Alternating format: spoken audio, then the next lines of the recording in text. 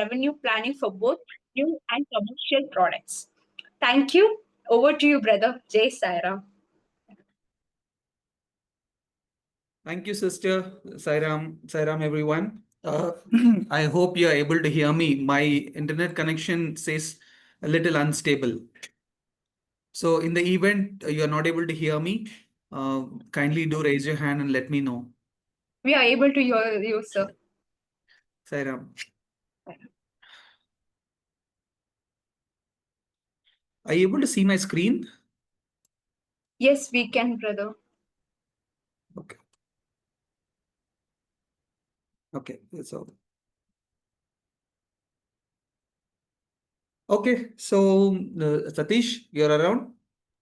Yes, very much. Sairam, brother. Sairam, everyone. So Sairam, everyone. So Satish will be my co-companion in this short session of ours. Are you seeing this? There's a room. Yes, we are able to see it. Admin, since the beginning of this session, these pop-ups are coming. Can we kill them for now? Yes, just kill that. Yeah. Thank you. Yeah, go on, brother. Okay, Sairam, everyone. Okay, cool. So in this journey of ours, so we'll try to understand up one of the concepts called project management. We'll go along that journey, and so with me will be Satish. So he'll be front-ending the entire stuff on project management. I request all of you to please focus because you will be using a lot of these concepts in the NLP project that you would be required to do. It will be an intensive project which will be headed by your state presidents, and you'll be a team. It will be a team project. It will be a group-based project wherein you'll have to undertake under one of the Seva initiatives. You would have already got a mail to that effect. So, having said that, so we'll pray to Bhagwan and take the next steps. So, praying to Lord Ganesha that everything goes well. We understand and try to simplify everything for each of the brothers and sisters as much as possible. And praying that Lord Ganesha and the little Krishna, with full of fun and frolic and mischief, stays with us in our thoughts. Sairam. Okay, cool. So, my first question to all of you, so please do reply back on chat. How many of you know how to make pulav or biryani?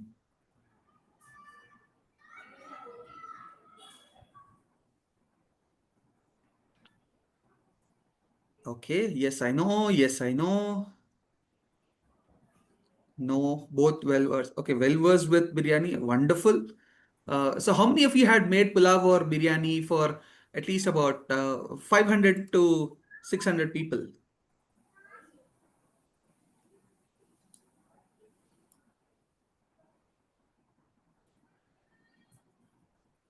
No, oh my God. Okay. No, yes, I have made very nice. One sister has said yes. Maximum is 6. How many of you have please raise your hands. How many of you burnt rice when you were making biryani? I definitely did.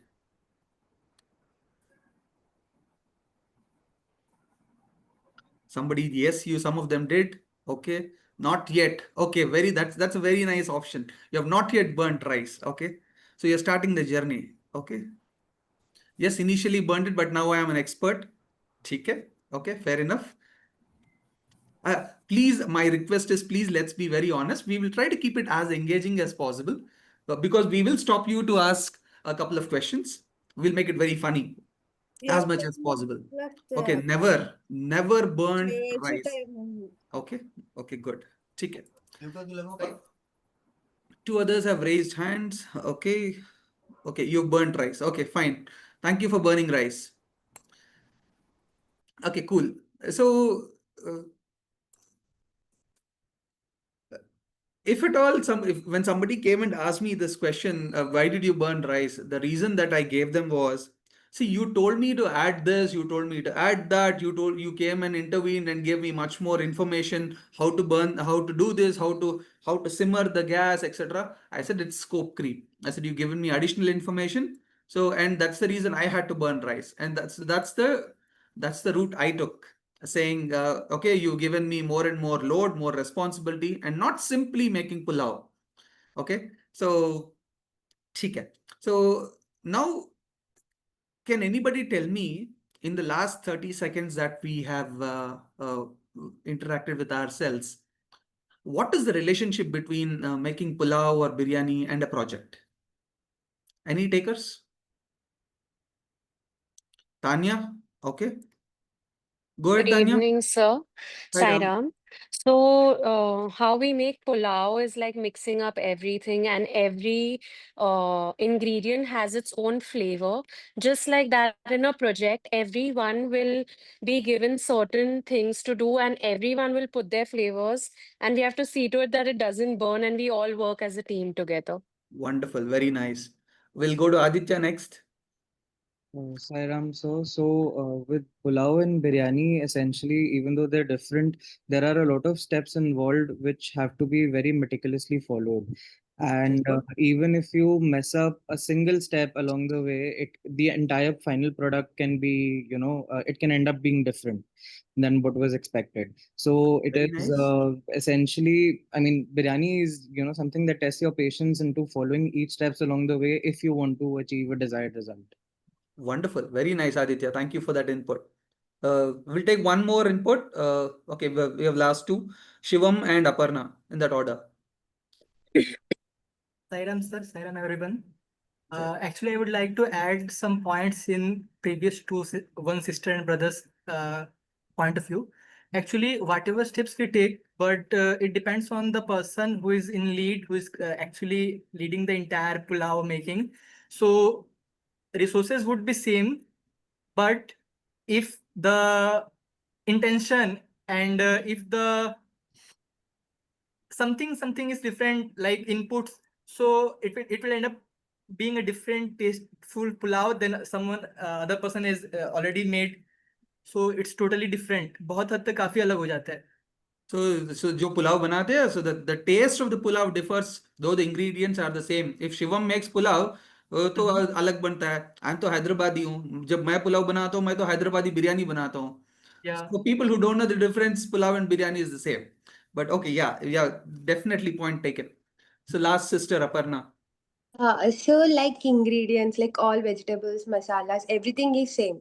Like how we can connect with project is like planning, execution, implementation, like how to start, like Don't go there, Aparna. Don't get into the technicalities. Okay. Okay. So we really take that point of yours, Sure. saying, okay, बहुत कुछ planning होता है. If you Yes. want to make biryani Yes, for yeah. about 500 people or 1,000 people, so Planning. there's a lot of thought, there's a lot of planning, ingredients, resources, whether should I put rice first or should I put the condiments first? So there is some sequencing which is required. Okay, Yeah. wonderful. Great. So I think these guys are already, Satish, these guys are already project managers here. They already I know don't know what about project project management management, is. Anna, but I did mention in the chat, we have an audience with excellent culinary skills already. That's good. Oh yeah, and a lot of boys too. That's really nice to know. Wonderful. Good. That's very nice to know. Discuss. Over Perfect. to you, Satish. Sairam, everyone. Can we get to the right? So, Sairam. Sairam. So, first of all, welcome to this session. For the next 1.52 hours, we are here to have fun. Like Anna said, this project management session is going to be one of the most key concepts for your NLP program, no doubt.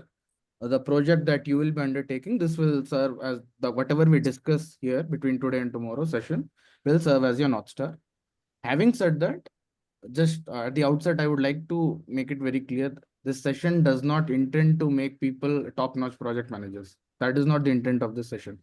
Some of us in this session might have formal exposure to these methodologies from their workplace, etc. Some might not.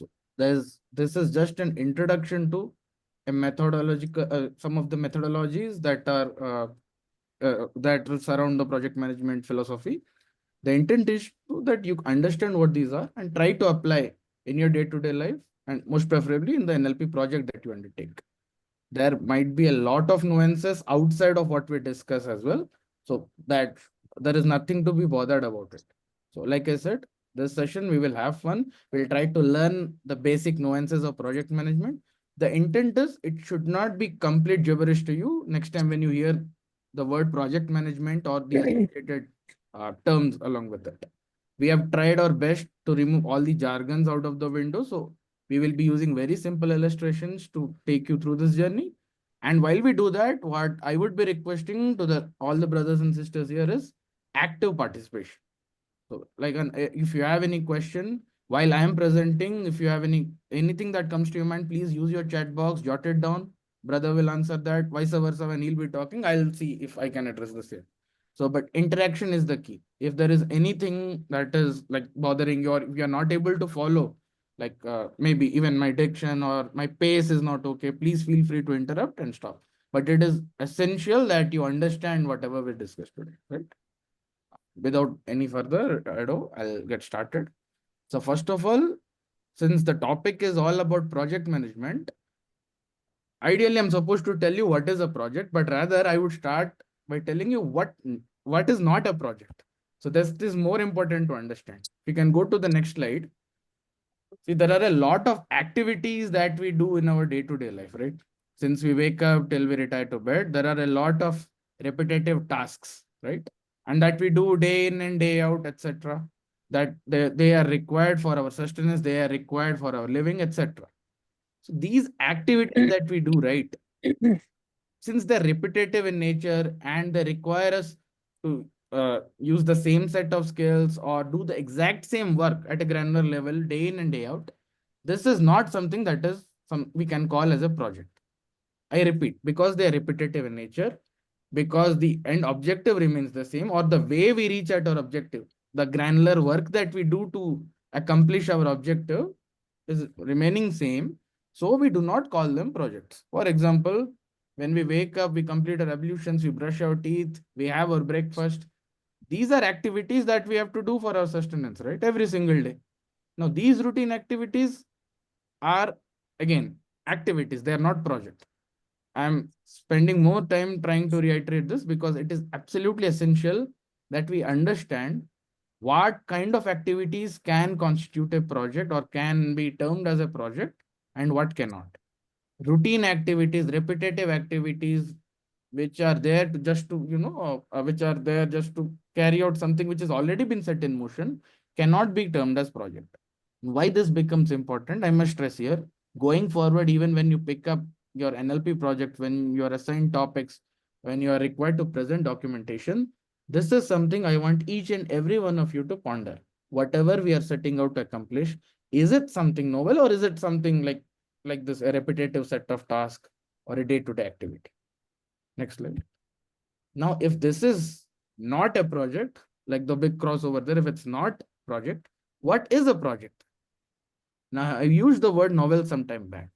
Likewise, a project can be defined as a set of sequential activities. I'll not elaborate the entire English definition at once. We'll go step by step. And there are 3-4 pointers here which I want you to pay attention. First one, project is a set of sequential activities, meaning if there are 5 to 6 activities that you need to do as a part of the project, they follow a certain pattern. First, activity A has to be completed, then you move to activity B, then you move to activity C. So prima facie, I can say one activity has a dependency on the preceding activity to be completed, and then you go to the next activity. Mostly. Sometimes there might be some activities which can be done in parallel in between the project, but again, they will definitely have a precedence on some activity before that. They will also again lead to some other activity before. Let's take an example of, let's say, constructing the house, etc. You start with the foundation, then you start pouring Are you able to hear? Structure. Sorry. Are you able to hear? Yes, sir.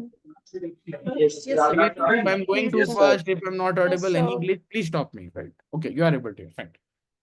So yes, You are audible. when you build a house, you go through the sequence. First, you build the foundation, then you put the structure, then the other things are taken care of. The aesthetics and interiors, etc., come towards the end. It is towards the end that you do the electrical wiring, etc. You do not do the other way, right? If I tell you start building house, you don't go about doing the electrical and plumbing first without even the foundation being there. Likewise, if you see in this very example, because laying the foundation happened to be one of the primary activity, only after which the other set of activities can be done. So hence, what we see here is there is a sequence. Only when a certain activity is done or it is completed or it has reached a certain state, can the next activities get started. Hence, a project constitutes of a set of sequential activities. Next. Why do we do the project? At the core of any project is a very specific goal that we want to achieve, or we can say the objective of the larger project. I am doing all this set of activities.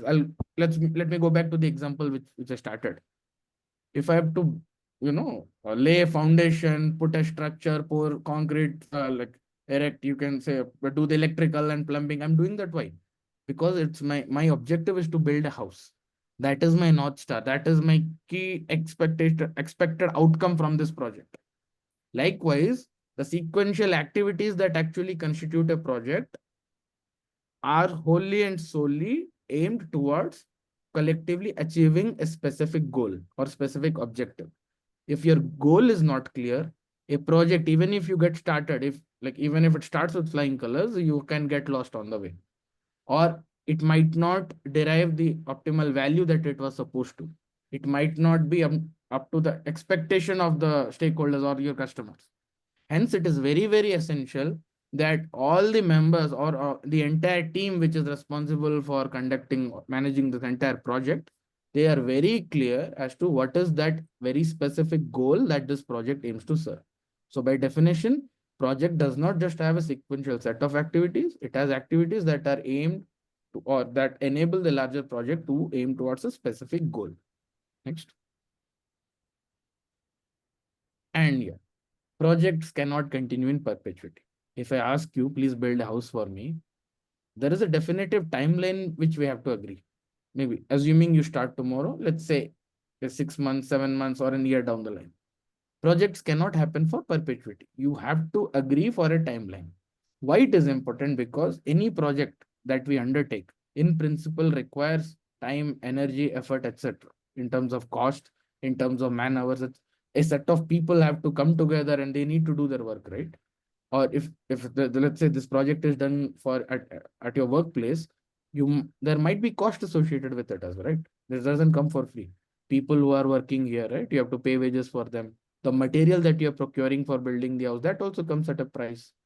If you do not have a definitive timeline within which you want to complete a given project, you will not be able to manage the financials with respect to it, and even the value that it is supposed to deliver, that will never come out.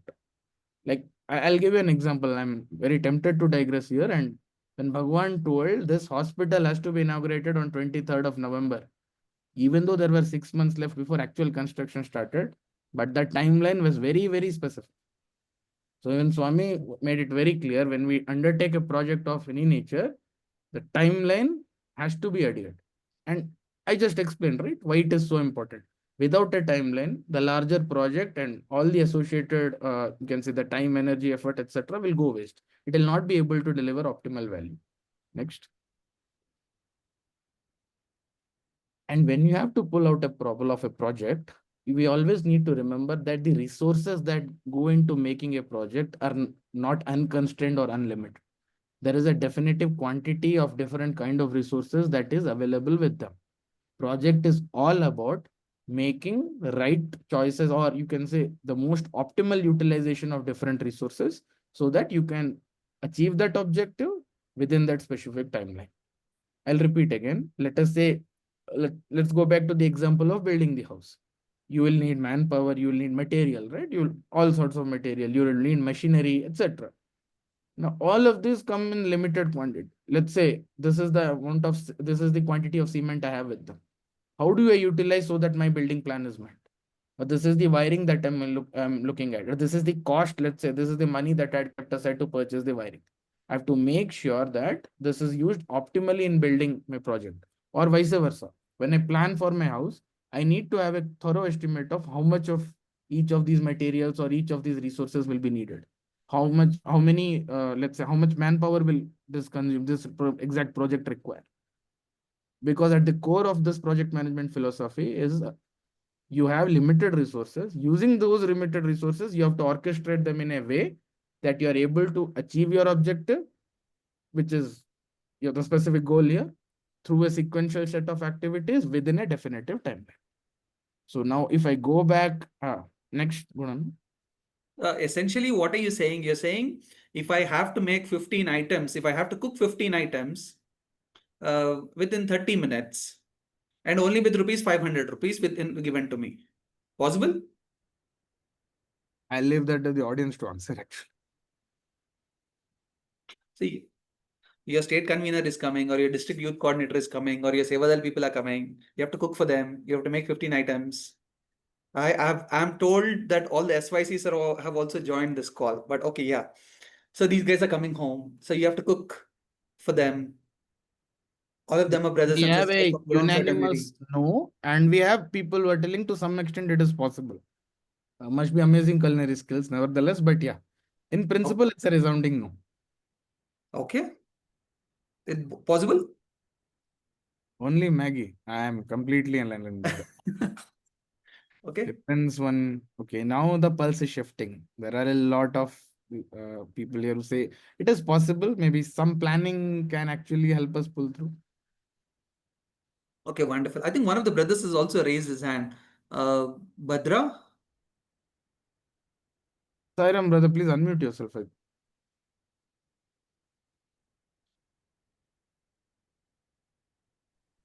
Sairam, brother. Sairam. Sairam. Sairam, we have a certain manpower and planning, we can do it, Sairam. Because we before doing any cooking also, we will have something what we want to do. We will have a plan, right? So even in a small time we can do, because at Swami associations many times it's happened, because if we think that small gathering will be there and we cook for them, but suddenly there will be large gatherings. At that time we will do. So I think we can do. Okay. So you brought out two important points that I see. One is the name brings a lot of people. That's a different thing. There's a divine aspect which takes care of it. That's a different thing. Second thing. And third thing is, so how do you manage chaos? So that's a risk. I have cooked only for 30 members. And Isha comes up and says, Sairam brother, not 30 members, there are 300 members outside. So what do we say? How do we handle that situation? Do we have an Annapatra given by Lord Krishna? But anyway, we will come to that. So, okay. So, You are asking. Sorry to interrupt, brother. Sorry. Hello. Yes, somebody. Sorry to interrupt, brother. So you were asking about, disaster recovery plan. Yeah. not able to hear you, Pawan. Sorry. I'm not able to follow. Yeah. Am I audible now? Yeah, better. Please go. So you are asking, what's the backup plan if at all chaos has occurred? Disaster recovery plan at all? Okay. You're quite advanced on that. We'll come to disaster recovery later. Business continuity planning and disaster recovery and all of that. Yeah, business continuity. So let's not go there for BCP DRS right now. There are lots of brothers and sisters. So you might be from the IT field. Okay. So for the first time when somebody told me BCP DRS, I just winged. I put up a white face because I didn't know what a BCP DRS was. But people started talking, saying that anyway. So that's an extremely technical term, only used in IT server management, backups, and all of that. So which is a limited use case. But let's come back to the main use case of understanding what a project is. On that note, so the reason for initiating this discussion in the first place was, like we discussed thus far, right? These 4 elements up here, sequential activities aimed towards a specific goal, ought to be completed within a specific deadline and with limited resources. These are the 4 aspects that help us define what a project is. So now if I have to ask, what is a project? Project is a set of sequential activities aimed to achieve a specific goal within a specific timeline and using a limited set of resources. For the general understanding of everyone, this is typically how we can, any kind of project, these are typically the hallmarks of any project that we take up. Next. Okay, so what you see on the screen, which is a project? Which is not a project? You can type in the chat. Second one. Are both of them projects? Okay, all are No. projects. Second one. Sorry, I am not able to see the chat because I'm presenting the screen. Yeah, I'm reading You'll have out. to help me with that. Right. Barring one who felt all are projects, most others are quite unanimous that the right side one is project. One brother says contextually both can be project. Is he in the Indian Foreign Service, that brother? You might have to ask him because I'm losing him in the That's an chat. extremely diplomatic answer. It depends. The way we use in corporate. It depends on the context. Okay. Sairam, brother Prasanna, you want to add something? Yeah, Saram, I just have a doubt rather in fourth pointer. So you mentioned it as using a set of limited resources. Probably we can take it as using a set of available resources, right? Because limited to the constant or, I mean, No, whatever definitely. Even if they're available, the rationale behind writing limited was we need to factor that there's a definitive quantity or supply of those resources, even if they're available. That is Okay. what we wanted to speak about. Like, for example, if I go back to the same example, let's say, and if I'm building a house, it's not that cement is not available. I'll rather put it in the available bracket. It's very well. There is a cement shop right about in front of me. But how much cement can I possibly procure? There is a limit to that. How much cement can I actually allocate for this project? Now, once I secure that, as a project manager, it is my onus to make sure that I'm able to pull off the entire construction activity with this. Otherwise, what will happen? At some point of time, I'll have to, go back to the drawing board, scratch my head saying, "Arey, itna sara cement chala gaya, what do I do now?" Either I have to incur more cost than I thought, etc. We'll come to that part also. So Prasanna has a cement factory. Prasanna has a cement factory that we can always dip into. There is unlimited resources. Okay. So good. Anyway, thank you for that. So yeah, like all the brothers and sisters have pointed out, the one that you see on the left side is not a project. And the one that you see on the right side is definitely a project because there's a specific goal. It's a one-time activity. It's a specific activity. There is a start time, end time, or a start date and an end date, and you have limited resources. Okay. This goes back to the point that I kept on admitting. Anything which you feel you have to do which you do on an everyday basis without any specific or let's say a novel purpose, that cannot be constituted as a project. In that example that brother was showing, if attending regular science class or discussing chemistry reactions is a part of your everyday class, that is not something new that you're doing. It's an activity that you do every day as a part of your curriculum. And that is the very reason we are not considering it a project. On the other hand, Science Day, maybe once or twice in a day, you get the special days where people line up with showcasing their scientific experiments, right? So when when the teacher comes and says, "Hey, next month, so and so day, we are having a science day or a competition, you have to showcase, you have this much time. There are rules and regulations, how you can build an artifact." We have all gone through that, right? We build something, okay, we start, okay, this is what I'm going to build. We go and tell our parents, "Hey, I need all this, please get me all these, get me styrofoam, get me these, what you call push pins, get me these chemicals, etc." Right? Whatever the experiment be. So that actually sets a lot of planning and set of sequential activities in motion. That is why attempting the same thing, like presenting this artifact on a science day is actually a project because it follows the 4 facets that we just discussed. It has a specific objective. Science day, that day on the calendar, so you have to get ready before that. So the timeline is also there. The goal and the activities are sequential. You cannot go and present before all of them. The presentation part comes later, right? So they also follow a sequence. And as usual, they have limited resources. You have limited resources at your disposal to pull it off. So I'm making this very clear because going forward, as and when you start engaging in your LLP project, this is something all of you might have to think through. Whatever am I doing, on which category does it fall? Category A, like the example here, like routine activities, or category B, a very specific novel process or novel objective which follows all those 4 facets. Now, this is very simple definition. Now, in an organization, let's say at our workplace, there are a lot of activities that keep on going around. Like that is what constitutes a fundamental business process. A lot of activities keep on going. How do we then differentiate between these activities? Anna, if you can bring that up. So fundamentally, in any organization, right, you will see that there are two kinds of activities. Firstly, those activities, again, like the science class example, these are something that happen day in and day out. They are repetitive and regular activities. Like, for example, your ticket reservation system. IRCTC's ticket reservation system. Not that I'm a big fan of that app, but if you have to book a ticket, you go in, you enter your details, you book a ticket. Likewise, if there is let's say you're working in a bank, there is a teller machine, or let's say there is a person who's sitting at the cash dispensing zone. When you go and you give him the withdrawal form, he looks at the amount, he checks if you have the required funds in your account, he dispenses the cash and gives it to you. So this is something that person does in day in and day out, right? And these kind of activities in any organization are known as operations, operational activities or simple operations, because these are required for the organization to function. These are not novel.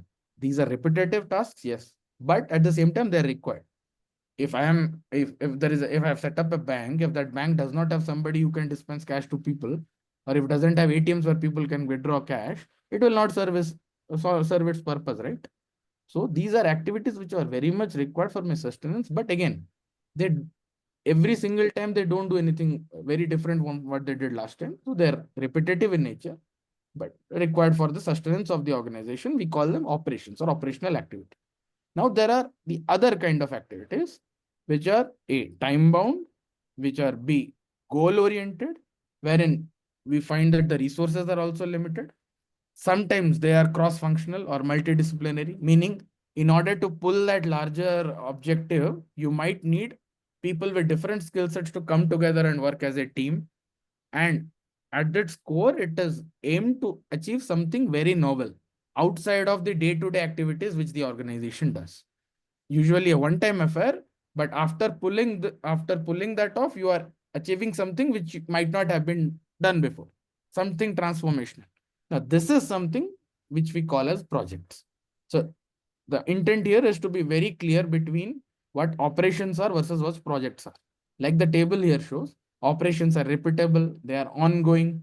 Operations are rather measured in volume. How much of this you have pulled off? Or let's say an oil refinery, fundamentally, how much barrels of crude oil has they received in a given day, how much they were able to process, right? This is what a refinery does. Setting up a refinery, on the other hand, you don't do that every day, right? It's a big project in itself. People from different disciplines come together. You identify the right location. Okay, by strategically, where should an oil refinery be located so that it can serve the larger customer base? This is something you do only one time. But again, this activity requires people from different skill sets. It has to be done in a given time. It serves a very definitive objective, and hence this is a project. But once the refinery is ready, there are a lot of activities which will keep on happening every day for the refinery to function. What are these activities then? These are the operations pertaining to that organization. Gunana, anything you would like to add? The housekeeping is an operational activity. Cleaning of my kitchen is an operational activity. Brothers and sisters, I'm counting on you to answer these barrage of questions. Okay. So making biryani is a project. If it is a project for making it for 500 people or 1,000 people, setting up the tent, these are all a set of activities that we take up. Then cleaning up, cutting vegetables, all of that stuff. But if it's a regular kitchen, does it make it an operational activity? One of the brothers or sisters said, depends on the context. That's a very nice thought. So the sessions that are happening inside an NLP, are these operational activities? Whereas NLP itself is a project. Now we have difference opinion. No, we are slowly trying to make you please understand that we are trying to make you think a little bit. Please take one step. NLP is a project, but does it have a set of repeatable operational activities inside it? Some people here feel no, but a large chunk say it is. Okay, great. So Satish, do you want to clarify? So you need to understand here, context basis, if you are trying to, let's say you have you have invited some friends to your house, and it's a more than usual gathering than rather than whatever the number of people there are in the house. On that day, if you have to cook for a large gathering, let's say you're throwing a party and you want to make sure that the delicacy has to be ready on time. On that particular day, maybe, planning exactly, okay, these many people are coming up. This is more than routine. How do I then make the biryani for so many people? This might require more than average your raw materials, right? Rice, all the condiments, etc. You might even require a bigger utensil for this specific purpose, right? So on that particular day, you start making a list of activities which you otherwise might not have to do if you have to cook biryani only for yourself and your family, which you do on a day-to-day basis.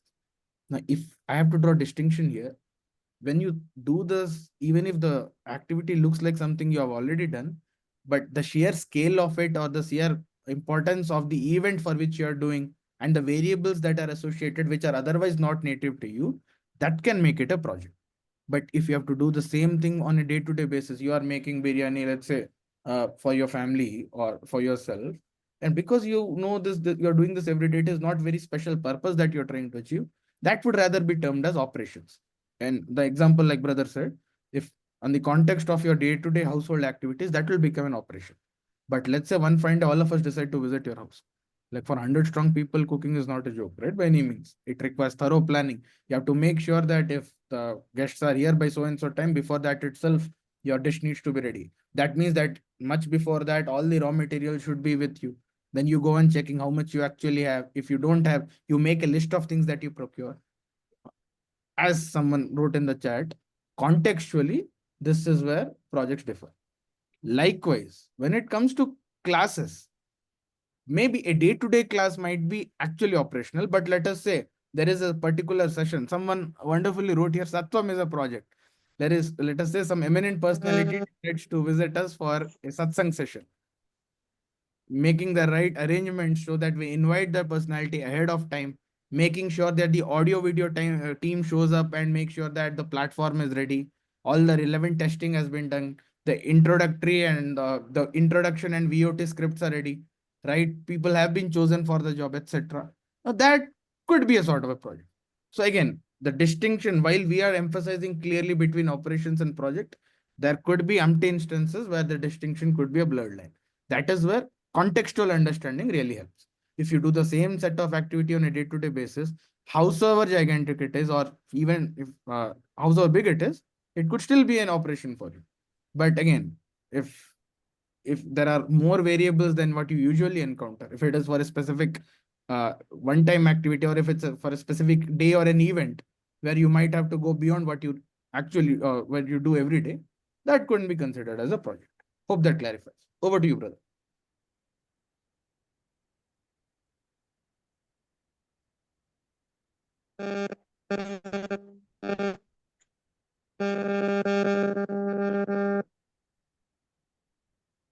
Yeah, Anna, I think we lost you for a second. Yeah, Gunana, you can take over if you want. Anything you want like to add?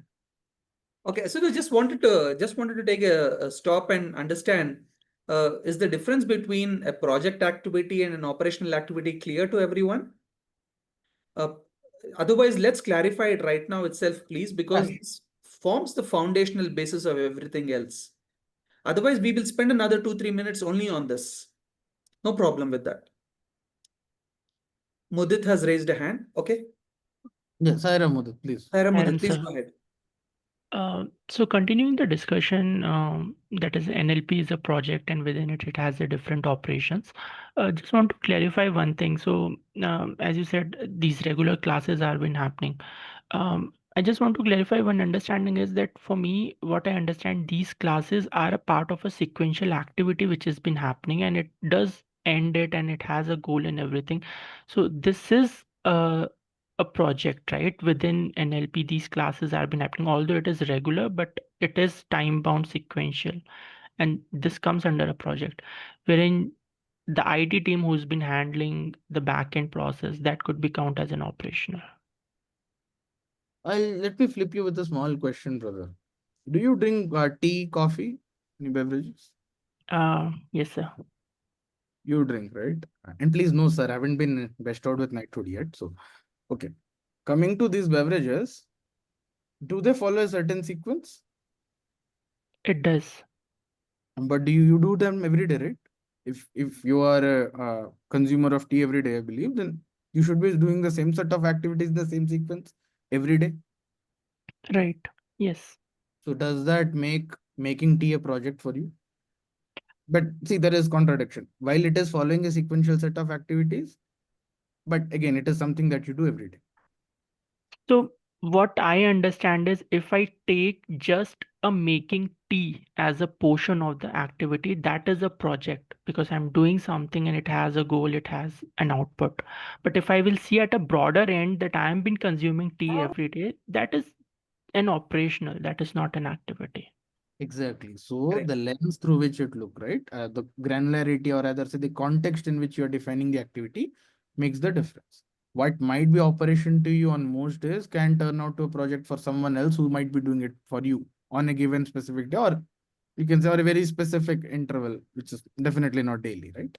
Likewise, as you in your example that you have mentioned, maybe for if the same set of folks are doing the routine activities of setting up the classes, etc., it might not come across as a project, but for the IT or for the larger set of team who's working behind the scenes to make it happen, right? And because let's say if they're trying to do for someone who will be presenting in the session only once, or let's say, or like Satwam could be a classic example, where you have to make adequate preparations even before the session starts, and there is like a lot of people from different disciplines have to come together to affect it, then that can be constituted as a project. It all depends in which context you are defined. Correct. Anna, up to you. Correct. See, brothers and sisters, I think this, see, for 5 batches of NLP or 6th batch, whatever is going on. So every time NLP has been really a project. So the kind of what we did in for batch 1 and what we are doing for batch 6, probably the overlap is about 40 to 50%.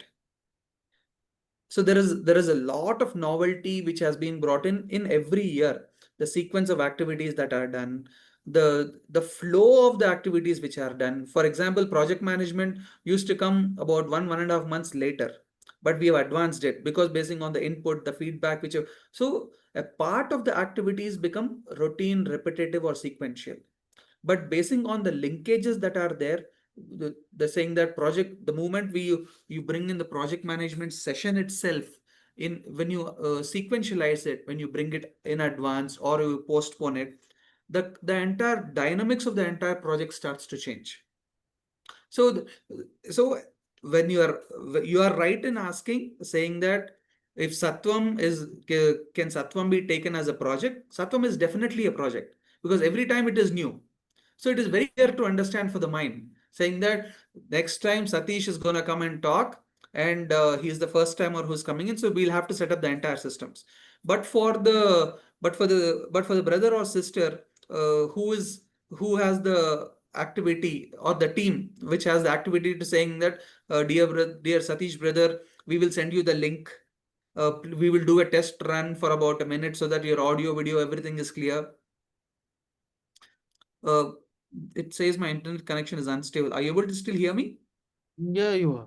Okay. So for the brothers or sister, the IT team, whichever is sending out the link and testing the internet connection, the speed, and all of that, that becomes a sequential activity. So a project might have a lot of sequential activities also embedded inside it.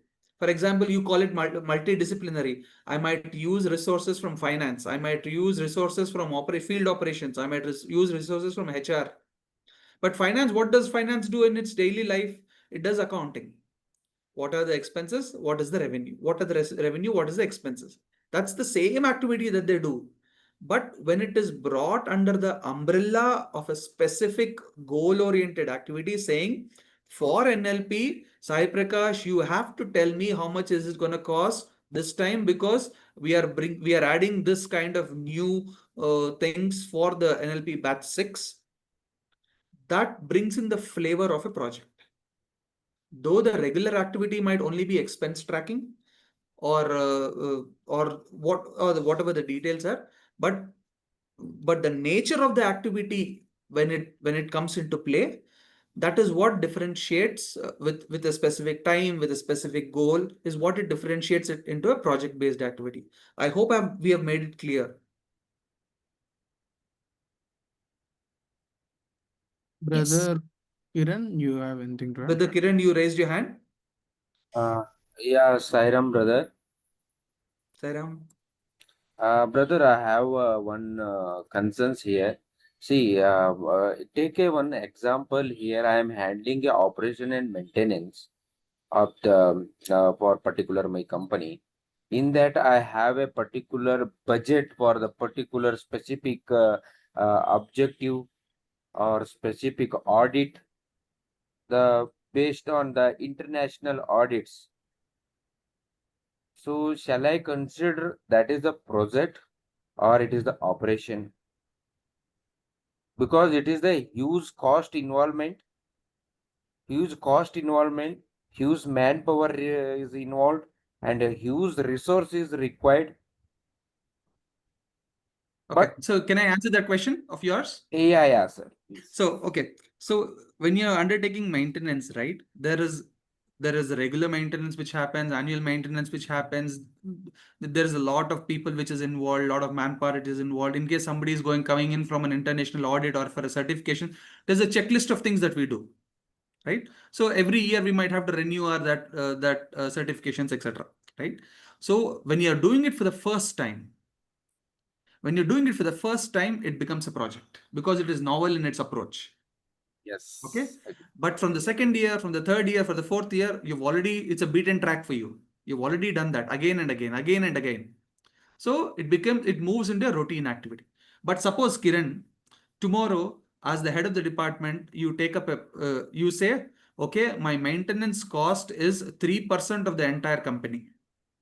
For example, okay, my company earns 100 rupees. The maintenance vertical cost is 3 rupees. So then you say, you call your entire team and say, "Nay, I have a direction from the CEO to reduce the maintenance cost from 3 rupees to 2 rupees 40 paisa."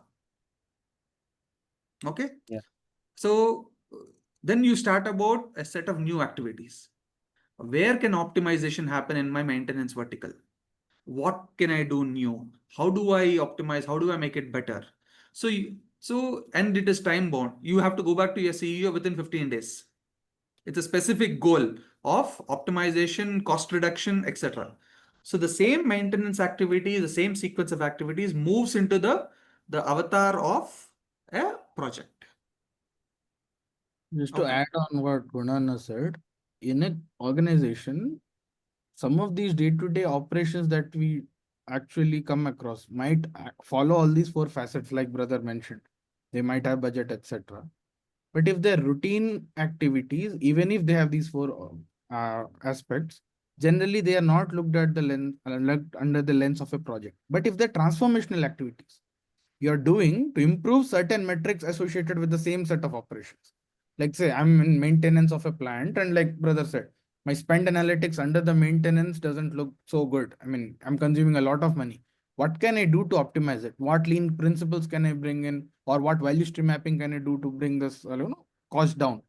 So the team that actually tries to do the analysis as to, hey, let us do the discovery of the process, let us find out where we can actually save money, etc. This they will be doing one time with a definitive outcome that at the end of it, the same operations will continue, but with much better metrics. So this transformational activity is generally a project. That is how generally activities within the companies can be easily differentiated.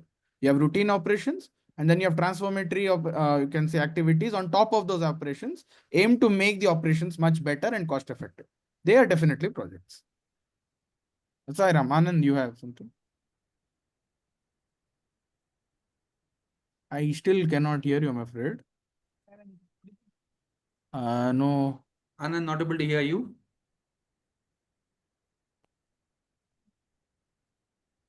Sairam, brother Anand, I would rather suggest you type it out in the chat. I'll keep an eye on that, right? We are not able to hear you for some reason. Sister F108, Tanya, please go on. Sairam, sir. So, would it be right to say, like, I feel NLP itself is a project overall because I feel we all are projects ourselves towards the self transformation with all the inputs of, like obviously the budgeting and everything comes, but we are also on that journey. So we are also the project, right? Ourselves towards the transformation. Tanya, we will not answer that question of yours now, but we'll Tempted come to to Okay. it. say something, Okay. but please park it. Yeah, please park your question. We will come to that in a few Okay. minutes. Sure. But wonderful question, nevertheless. Nice question. Yeah, we'll come to that. So yes. So So any other like brother, any some other brother or sister? Are you clear here? Please do confirm so that will help us to move to the next slide. could you please quickly respond in chat if you are good to do with the definition right now and of the operation process project? I do understand that there might be still some blurred lines or could be again contextual separation that might be needed. We can deal with that. We'll cross that bridge when it comes to that, right? So in the interest of time, I'd suggest let's move on, Gonan. What do you say? Okay. I see a resounding yes from most of the participants. Okay, great. Next slide. So now that we understood what differentiates a project from a routine activity, now let us try to understand what actually constitutes a project. What are the key elements that you can associate with a project? First and foremost, you need to when we talk about project, one of the most important aspect of it is the time bound aspect of the project. It has a definitive start date and it continues for a limited time in future.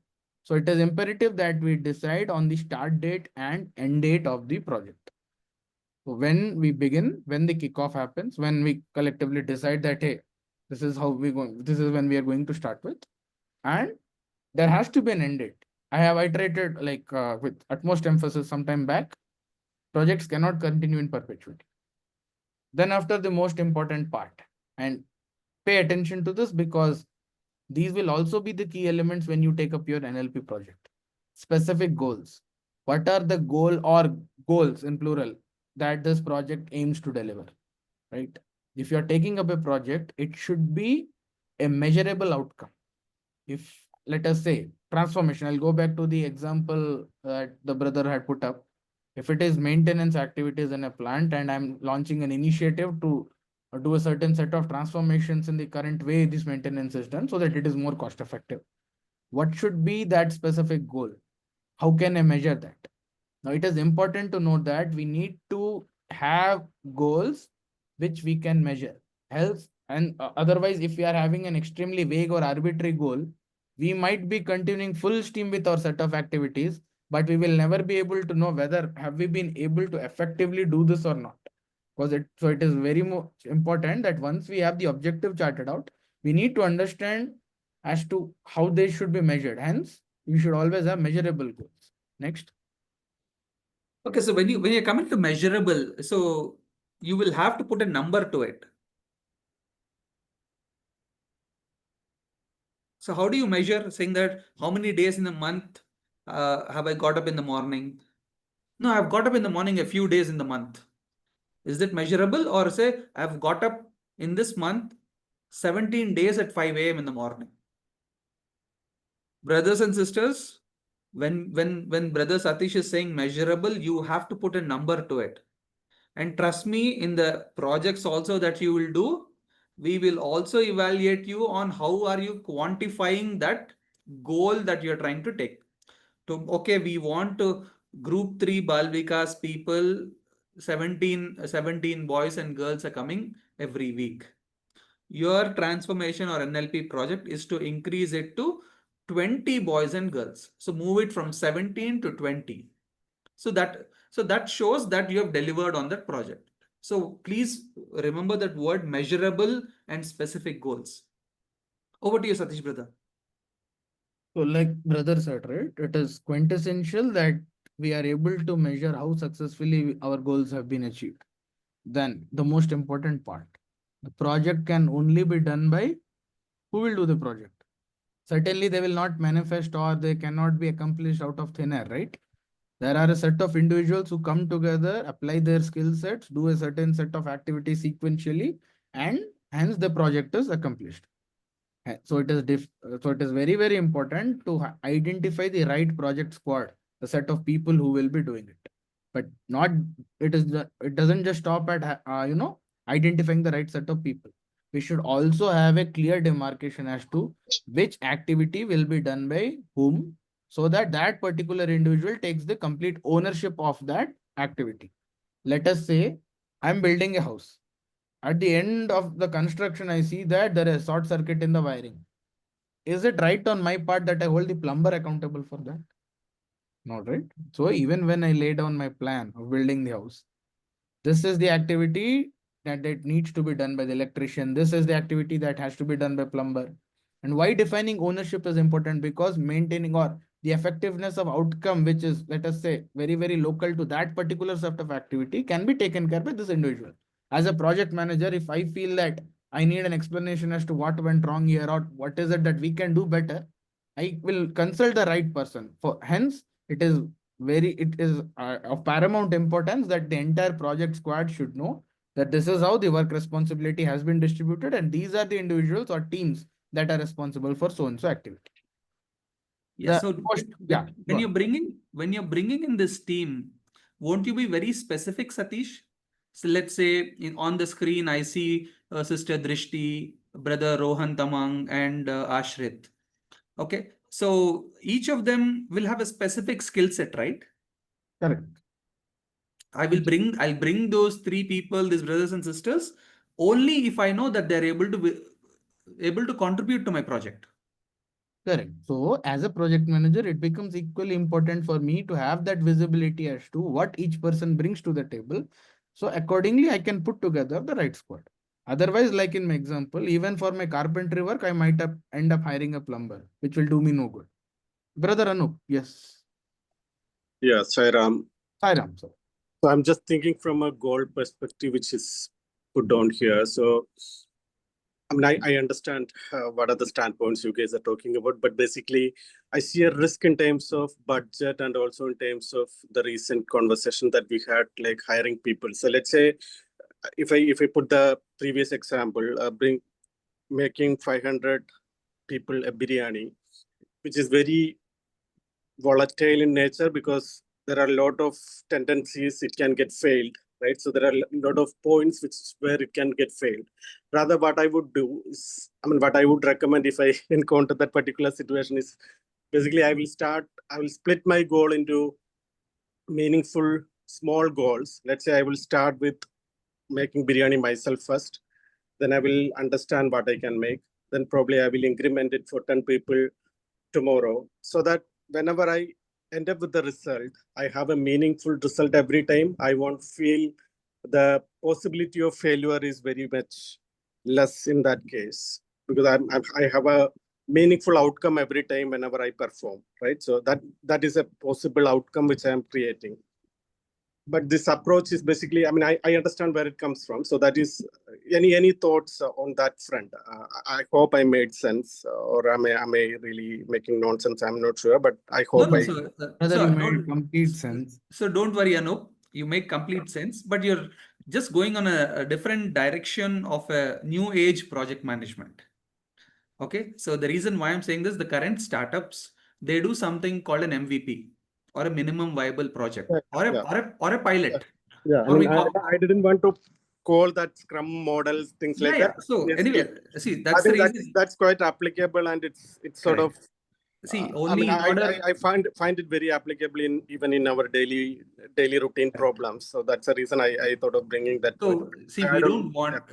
See, just like Brother Satish said, the intention of this session is not to make every brother and sister a PMP certified or a Scrum Master or a project manager. Sorry. It is just to expose, because there are brothers and sisters from all across India, from rural parts of Kerala, sorry to interrupt. Okay, so my intention. No problem. In fact, also no. See, as the project attains, or as the stakeholders are more seasoned and the project management approach itself attains maturity, we will always have a documentation called lessons learned, which actually help us to deliberate very quickly as to how some of these risks outright risks. There are two kinds of risk whenever we start a project. We'll Known come to risk, risk too. unknown risk. Okay. It's just that because we are like a lot of the people, as I understand from this class, has never had a exposure to these terminologies in their walks of life. So we are taking it at extremely slow and at a basic level. Yeah, I got it completely. Okay, so even you can consider me as a similar person. Don't treat me differently.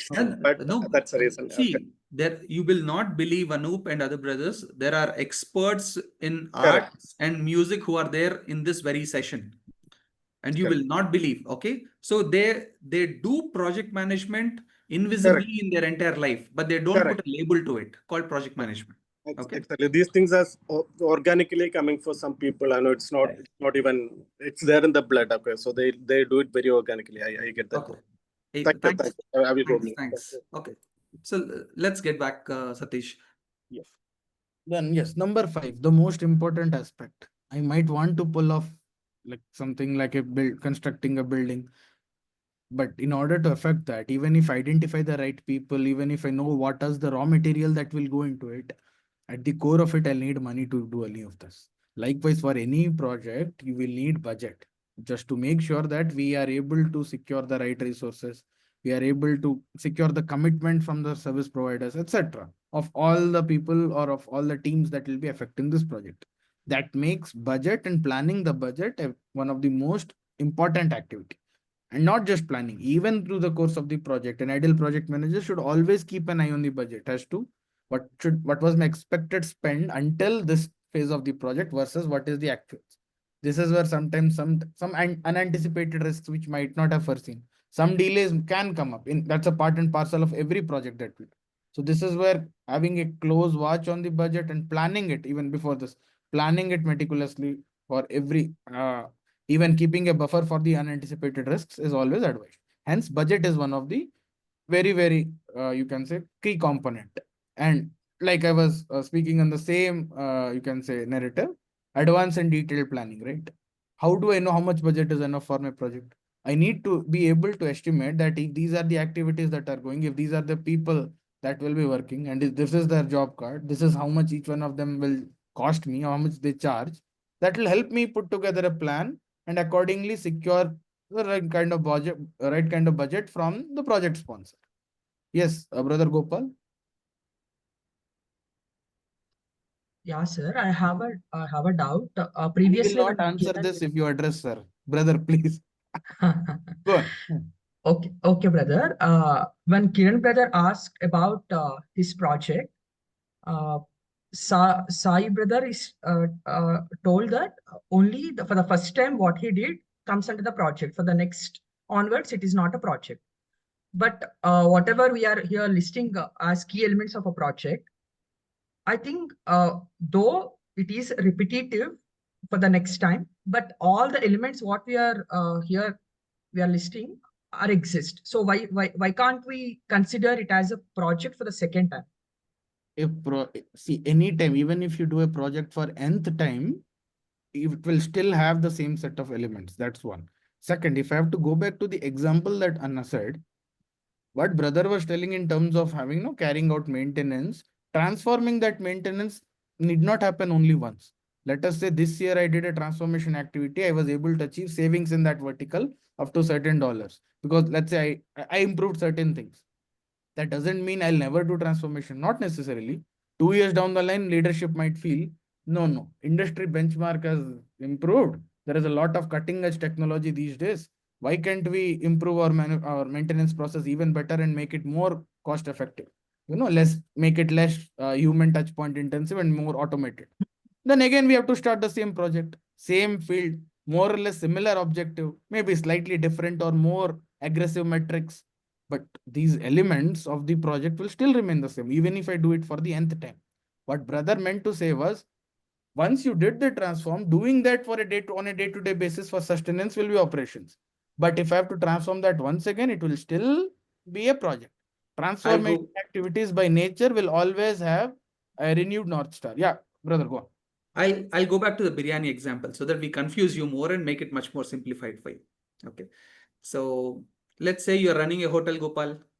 So one of the highest standards currently, supposed highest standards in the world is a Michelin star. Okay, you've heard of that Michelin star. Every hotel or a restaurant is rated on a Michelin star. Okay, so it's called MICHELIN. So all of the world's best chefs. Let's say you're one of the best chef who's there, and you've already have a Michelin 3-star. It's a 3-star restaurant. Okay, Michelin 3-star. So you're going for certification. So Modi is coming tomorrow to have biryani handmade by you. So you have 2 hours to make it. So there's a start time, there's an end time. There's a specific goal is to satisfy the whoever is the stakeholder who's coming, and to give what is your specific goal? To be your best self, to make your best biryani. Correct. So you hire the right people who can give you the right angle in which that carrot can be cut, the way in which onion can be cut, etc. And your budget is okay, for this budget I'm willing to allocate a budget and a time of about let's say 10,000 rupees, because it's a one-time activity. You will get a lot of public PR response. Your normal budget is 2,000 rupees, but you're saying because Modi is coming, I'm willing to spend another incremental 8,000 rupees because I have other benefits. He'll post it on his Instagram, he'll post it here, there, you'll get more views, more people will come. So you're willing to go that extra mile. ठीक है यार, मैं ले लेता हूँ और एक 8,000 ले लेता हूँ मेरा, you take that incremental cost, but you do very detailed planning because you want to be your best self, right? So the 6th part is covered. 7th part is who are all the involved parties and stakeholders, because you are also the chef, you are also the hotel owner.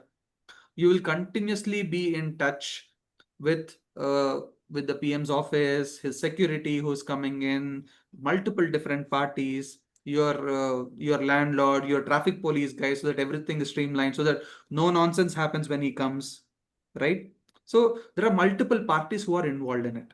See, in order for you to just deliver a bowl of biryani, you have to connect with so many different parties in order to make it happen, so that it is a delightful experience. Think about a situation saying that you're making your best biryani, and suddenly a mouse keeps running around in your kitchen. So there's a contamination risk which happens. So you will have to handle it. You should not let the message go out. Otherwise, there will be a bad PR for you. So you for what has been a Michelin 3 best restaurant right now, let's say I am your competitor next door, saying that Saiguna restaurant. Last time you messed with me. Okay, so what do I do? Come and do. I put 1 or 2 mouse in your kitchen silently, right? So you need to handle this risk of competition risk, right? It's called competition risk in corporate. So don't get into the jargon of all these 8 elements. It is what we do every day. जो बिरयानी बनाते हैं, we have to take care of multiple small things. Detail planning करते हैं, budget करते हैं. यार ठीक है, 1 kg टोमेटो के लिए खाली 20 रुपए दूंगा, मैं 25 रुपए नहीं दूंगा बोल के, we also bargain, right? So you do all of this invisibly. So don't get into only the jargon. We are wanting to just help you understand, saying that every day we do project management. But the importance of project management comes when the scale increases, when the magnitude increases. By the end of the session, either today or tomorrow, we will also take you through a extremely complex example of project management, wherein there are 2,000 activities or 3,000 activities which are being tracked. See, normally for the human mind to handle it, 7-8 activity, 10 activity मैं चिट्ठी के ऊपर लिख लेता हूँ. I will write it down on a piece of paper. 7 activities, I need to do 7 activities, this 10 activity. But you have about 4,000 activities. So when an Indian satellite is being launched, a PSLV or a GSLV, there are about 70,000 activities which are tracked. And here we are saying start date and end date. Remember, when we are doing the satellite launch, we track it by second, so that there is no mess up. In our cryogenic engines or whatever, we track it by second. 8 वाजता 8:15 वाजता काय आणखी चालू आहे आणखी. Okay, so we track it by second. So there are about 70,000 activities which goes into it. So which is not possible. So we are wanting you to very simply understand what are all the elements which go into project management, and then in the end, we will see an extremely complex project, an example, which handling 2000 activities, 3000 activities. In order to handle that kind of complexity, what kind of tools will we use? What kind of techniques will we use? Okay, we'll come to that one step at a time, one step at a time. So I'll take a pause here. Have we confused you or have we made it clear for you? So please give us a thumbs up or so that we know. If you have any doubts, please raise your hand.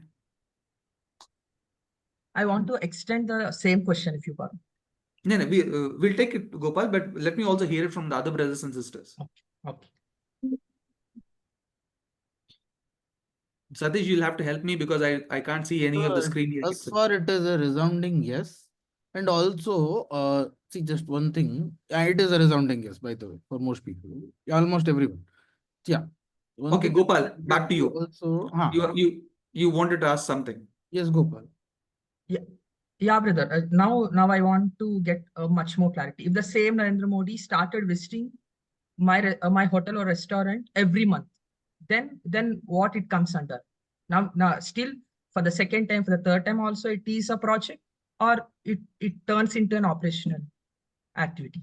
So every time if you are doing it, the cleaning part of the hotel, the cutting of the carrots, the onions and all of that, those are still routine activities. But because see, a Michelin 3 restaurant or a Michelin 5 restaurant is different from a normal hotel or a restaurant outside. It's not the same. So every time you do as a Master Chef Australia or whatever, so every time you give out your best. So every time it becomes a project for you. Every time it becomes a project for you. But for the guy who's cutting the carrots every time, for him it's a routine activity. Because you, as a project manager, you are bringing in multiple different ingredients and saying, "Pehla tawa banaunga, uske baad hi karunga ye." First, let me light the stove. First, let me put the ingredients in this order. I will have to have it simmering only at 17 degrees or 23 degrees. You maintain that. For the guy who's cutting the carrots and onions, he doesn't know that. You know when to turn it down. Did it turn into golden brown? Yes or no? Then you'll stop. For everything of your activity, it becomes a project every time that you do. So there, in order to deliver a project, there are a lot of supportive sequential activities which come into play, which are called operational activities in an organization. I hope that clarifies it. Yeah, brother, got it. Sairam. Thank you. I just would like to unpulse from the team. Like I said, some of us are very, very familiar with these jargons. So the narrative that we are trying to put up here can cause some confusion and can actually invoke a lot of questions in many of your minds. But at the same time, we also need to be wary that this is for the general audience, wherein most of the people, as I understand, do not have a formal exposure to the methodology of project management at large. So on that note, what I would request the team is, unless there are very, very pertinent to the examples that we put up, if you have questions still related to your understanding or based on what we have discussed between differentiating a project from an operation or so and so, park those questions. Rather, I'll have somebody from the org team help you out in compiling all those questions. And we'll try to answer this either at the end of the session or maybe tomorrow's session itself, right? Because we have other content to cover. So on that note, let's proceed. So please don't forget your questions. Please keep your questions. Any kind of complex question, we will address it. Any type of project management, whether that it we is... assure you, you will have your reply. For now, all I would request you is just jot down your question either in chat or keep it with you, or towards the end when the org team reaches out to you, please send them. But we will definitely answer. And I believe, if I'm not wrong, I'm told that somebody is compiling the questions that are being put up in Yes, chat. brother, that's being done. Sairam. Sairam, perfect. So yeah, we will answer. So now quickly wrapping up, what are the other key elements? Stakeholders and parties, brother has already told. Finally, the most important part, risk management. Sometimes projects are of the nature where we know what we need to do, but we will not be able to fathom all the possible eventualities in the beginning or in the planning stage itself. We do not, like for example, team, in fact, in the early Americas, when they decided to build the Panama Canal, it was only completed after 4 decades of work, and that too in the 4th attempt. It was not that in the first attempt they did not have a project plan or so. It was a very reputed construction company that attempted. But what went wrong? There were a lot of risks which the team could not possibly anticipate. And that is also true for any of the project that we undertake. When we start the project, we will feel okay, like this taka project, activity A, activity B, activity C we will do and it will be over. But when we are in the middle of activity B, something will come up which we have not planned for. Maybe that might require a skill set which might have to be then, onboarded on the spot, which was not, who might not be even a part of the initial team. All these things happen. Hence, we have to be wary of the fact that there could be a possible risk in the project. And we should have the right kind of risk mitigation mechanism. Risk compensated in terms of, or buffered in case of budget, risk buffered into the timeline. And we will discuss this in detail when we get there. But risk management is also a quintessential pillar of project management. Next, please. Now the most important part. You can actually you can bring up the complete slide, Anna. So how does one manage these key elements? So if you see the previous elements and the examples that we have talked thus far, but there are 3 elements here that really stand out and they form the holy trinity of any project. Any project that you see rests on this tripod. And what are those vertices of each the tripod? First is time. Project needs to be completed in a stipulated time. Then scope. What is scope of a project? Before, like some of us might be hearing this time for the first time. I'll just double click for a few minutes on what exactly is scope. Scope is what are the exact set of, or what are the boundaries that you're trying to achieve through the objectives that you have defined in this project. For example, if I have to build a house, how many floors, what is the plot on which I will be building, what are the expectations, etc. The reason why this detailing is important is, or reason why having a scope is important, because the rest of the activities, your timeline, your cost, budgeting, what are the right who are the right set of people whom you will be needing, what is the skill set that is needed, how much money will go into accomplishing this project, etc. All of that depends fundamentally on the scope of the project. If the scope is not clear, everything else will go for a toss. It is of utmost importance that the entire project squad knows, each and everybody working on the project knows what is the scope of the larger project, what is the scope of their expectation or their deliverable in this project.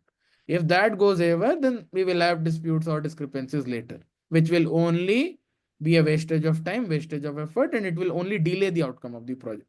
Or sometimes even the quality will be detrimental. So that is why it is very much essential that you should know what is in scope, what is out scope. Out scope meaning, for example, I'm an architect who have been asked to design the house. Designing the house could have been my scope, but designing the community wall or the boundary or the approach road might not be in my scope. Right? If I do not have this clarity, if my client comes and tell me, "Ghar to bana liya, who's going to show me the design for the approach road?" Why should I do that? Maybe it's a public property. Why should I design for that? You never told me that. These kind of disputes then come, and this will only delay the quality, and it will also hamper the overall project timeline as well. Hence, scope is of utmost importance. Third important element is cost. How much or what is the budget that we are looking at for this project, or how much cost, how much expenditure will be involved in accomplishing this project. These 3 elements together form something which we call, maybe now you can play the animation. It's called the iron triangle of this project, or the project management triangle. The reason why we are looking at is a triangle is, if you see the properties of triangle, it has fixed vertices. If I try to tweak one of the vertex, will the length of the proportionate arms not change? They will, right? There will be a distortion that you will be introducing into the structure of the triangle. Likewise, in a real world, when we are trying to accomplish a project, having these vertices in place firmly locked is of utmost importance. The moment any one of them is tweaked, it will introduce a distortion, or you can say a change of some sort in the quality of the project that we are expecting. That is why finding the optimal balance is of utmost importance. For example, we had decided on a given timeline or a given scope on a given cost. During the course of project, all of a sudden, management told me, no, this much budget which we thought we'll sanction for the project, for some reason this year we have run into loss, so we will not be able to give you this much. Let us say they decide to cut down on the budget. If they cut down on the budget, what will happen? Possibly, if I have to build the house, let's say that's the project, I had budgeted a certain amount for the cement. Now I understand that no, I don't have that much money. Either I'll have to cut short the construction scope itself. I might, instead of 3 floors, I'll be ending up with 2 floors, or I might go for a cheaper alternative. Instead of having a very cement from a reputed company, I'll be using, let us say, an adulterated material. That will help. What is the risk that I see here? It will be a lower quality of the material. Likewise, time. Even if I have the resources at my disposal, if someone tells me 6 months was the initial period that I had agreed, but now all of a sudden the client comes and tells me, no, I need it by next week. Even if I have the same set of activities, generally what is the only option with me? I have to then rush through them. And when I rush through, generally it has been observed the quality of the project again is detrimental. See, because typically in most projects, we budget time first for building the project, then for doing UAT, user acceptance testing. I build the user, show him a demo, see if his acceptance criteria satisfaction level is met. I do a thorough checking. Now, if somebody tells me I need to build it quickly in half the time that was given, I might have to skip these steps, right? That is the only way I'll be able to accomplish this. So that way, if let us say I built something, but I was not able to test it out. I haven't tested out the durability, or I haven't had chance to discuss with the customer regarding his feedback. Directly I present to him on the D-Day. There might be things that I missed out, or the quality could be detrimental, right?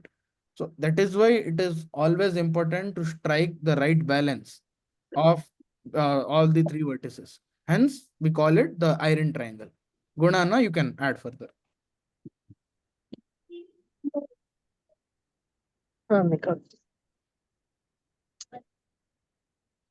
And in this animation, see, as you can all see in this illustration, the moment you try to stretch one of the vertex, invariably it introduces a distortion in the larger structure.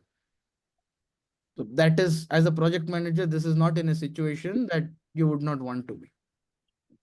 So generally what happens, in fact, from my own experience, I've seen during the course of project, generally the project sponsor or the team which is responsible for the budgeting part of it, they realize that no, there are a lot of other elements also that should have been considered. So invariably they'll cost us more. Option A, either you go back to your sponsor, ask for additional funds, which 9 out of 10 times is shot down, because these are for a high scale, a bigger scale project. Generally, this is something that you lock in for the entire year, and you have only limited money that you can spend. Or if the money doesn't come, then you'll have to go back on compromising on the other vertices, which will invariably then distort the larger triangle and impact the overall delivery. So what is important here is A, we consider adequate buffers. B, we identify that sweet spot which defines the balance of all these 3 constraints. Within that buffer, even if things go wrong, that is something we can still handle. But once things start going outside of this, that is where we have to preemptively communicate to the project sponsor or the larger stakeholders that, hey, this is what has happened. This is beyond the buffer that we had anticipated, and hence this is where we are. Guna brother, if you want to add anything, please. No, I think we are there. No, that's brother, there. Yes, I just want you to. Yeah, go on. I just want to just one thought. So everything in a project or in your life can be mapped into these 3 elements of cost, scope, and time. Whether it is your job, your career, or your education, just step back, think through. Everything can be mapped to a cost. Even the dustbin cover that you put every day evening starts to become cost. Everything becomes money. So in your life, what do you think the cost is? I think one of the sisters was bringing up that concept. I think one of the, we said we will address that when we come to that. I think Nitya or Sairam, sir. Sairam, Tanya. It's sister Tanya. Yeah, sister Tanya. So in if your life is a project, she was bringing up this concept of life as a project. So what is the cost? Just think through on it. We'll come back to that in a few minutes. So if your life is a project, if every day is a project, then what is the scope? What is the scope? Meaning, what are you deciding to do? Either about your education or your career or job.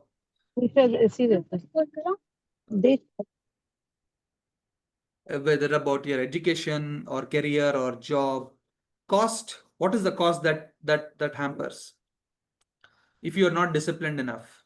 A project, so this entire triangle only talks about discipline. And a project manager, he or she, whoever that is, only juggles all the balls like a juggler, only to maintain the discipline. So he's a disciplinarian. So the right Venn diagram that you see, Satish, do you want to cover that or should I take this? Please take up. I'm addressing some questions on the chat. Please take. Okay. So the right Venn diagram that you see, the best possible combination of scope, cost, and time will never ever happen. Even in your life. If you want to say, I want to be the best of myself with the lowest cost, in the lowest possible time, or in the most optimal time, it's not going to happen. You will have to have compromise somewhere. That's the reason people will keep saying life is a balance, life is a balance, life is a trade-off. So just think about it, even on the lines of even your daily life. Every day is a new project for you. So what? So Bhagwan, Satish, you want to take this or should I continue? Just I'll set the context. Maybe you can double click. Yeah. So, like, sister, you had asked this question, right, sometime back. This is the concept called golden triangle, where if we imagine our lives at large to be projects, then there are three hinges based on which our life's tripod stands. First, our own existence or our own the identity which we have given upon ourselves in this material world as human beings. Then the creation around us, like Bhagwan says in his quote, the person we think we are, the person that the others who think we are, the one that we really are. This is just a manifestation of those three. The identity that we have given ourselves as an individual man, the nature around us, or the society or the nature where we have our obligations, to which we have obligations to. Third, the source of this entire existence. You can rather say the Purusha who holds this Prakriti together. That's God. So Swami says there is this golden triangle wherein we need to finding balance in which helps us makes our life spiritually more refined. So this is one strong corollary that Bhagwan himself gives, which is very, very similar to the project management iron triangle. Now, Guna Anna will take us in details. Okay, so this was a beautiful thing that Bhagwan had mentioned to one of the very senior devotees, very senior devotees in Puttaparthi.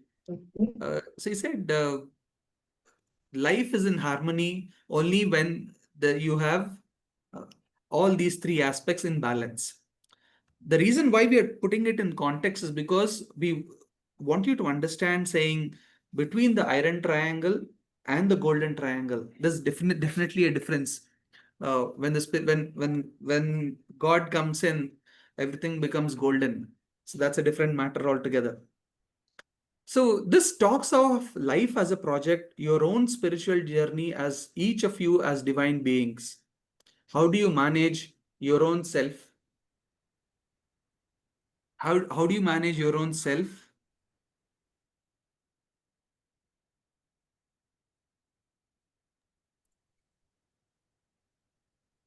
Hello? The IRAM team, please shoot your answers in the chat. Okay. So are you able to hear me? Yeah, you are audible, brother. Okay. So, so we were talking about iron triangle and golden triangle.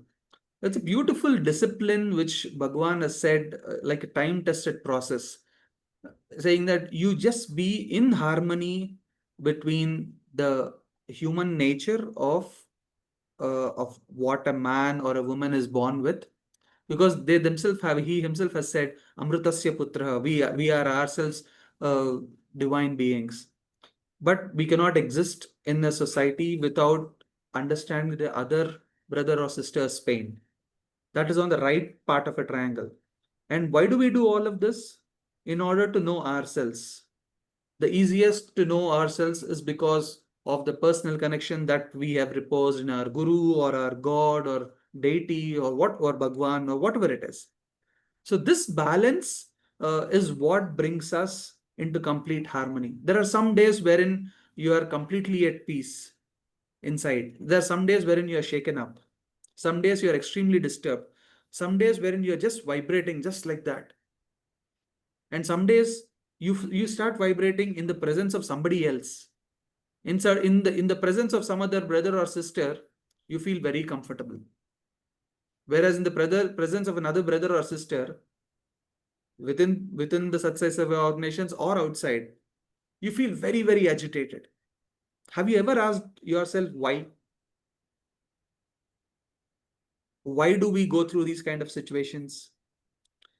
Why, are we influenced by society? If you see on the right side, we cannot exist in isolation. We cannot exist in isolation. We cannot exist in isolation. So there is a connection between society and nature. Society and nature, because we exist in the presence of nature. And we are continuously influenced by it. And we influence the other brother or sister. So we are agitated or we are calm. So if that is happening, and so this is we will get into the details of what Bhagwan has told on the golden triangle concept with one of the elder devotees. But if this discipline is lost, then what happens? What happens inside? What is the difference between you and Hitler? What is it? Why is this current wars which are going on outside? The Ukraine war, the Russia war, the recent Project Sindoor, Operation Sindoor. What was the need for all of this? Because there was a disturbance or a disconnect or a disharmony which has happened, wherein we are not able to see the other human being next to us as part of our own family. It is extremely difficult unless and until you're part of core family. Nowadays, that kind of relationships are not there. It has already become nuclear families. And that's where the Satsai Seva organization gives us an opportunity to actually mingle with so many other brothers and sisters and form a bond. We connect. So if there is disharmony, which happens? There is internal disharmony. There is internal chaos. There is internal disturbance. There is no discipline. Our mind is agitated. We don't know how to get rid of it. How do we come back to the peaceful self? So we indulge ourselves in destruction. So there are wars. The entire internal war is translating into an external manifestation of a war. And what is the main reason for that? The main reason, as beautifully put by Bhagwan, is the disconnect or the disharmony which is happening in these three aspects. Man is not able, or woman is not able to connect with God within, with the conscience inside. The man or woman is not able to feel the pain of another brother or sister in the society outside, not able to serve them. And that's the reason Swami is beautifully told, saying, if you earlier, when we were kids, Bhagwan told, help ever, hurt never. But then by the time we were studying, Swami changed it. He said, hurt never, help ever. Even so the sentence changed. The earlier sentence was, God helps those who help themselves. If you go back, even search on Google, you will see the sentence on the time. God helps those who help themselves was the first sentence. Swami came and changed it in one of the discourses in Parthi. God helps those who help others. So the reason why we are trying to draw a parallelism is between the corporate project and our own life as a project is because there is a lot of similarity. Every day is a new blessing. Every day when we are going back to bed, just ask yourself one question. Have I been good as compared to yesterday? Because otherwise there is a lot of internal chaos. It is translating into mutual destruction everywhere. So how does this translate into? If we have to map all of this, iron triangle to a golden triangle seamlessly weaving life as a project, how do we need to go about reflecting the scope in the case of a corporate project means sorry, the scope okay, the scope in the case of a corporate project is, when will this project get delivered, what needs to be delivered. We agree in advance saying that, okay, in this project management session we will cover only 1 2 3 4 5. Okay, we will cover this session in 2 hours time. And what is the cost? The cost is energy here. The time that is spent by all these brothers and sisters, they could have been doing something else.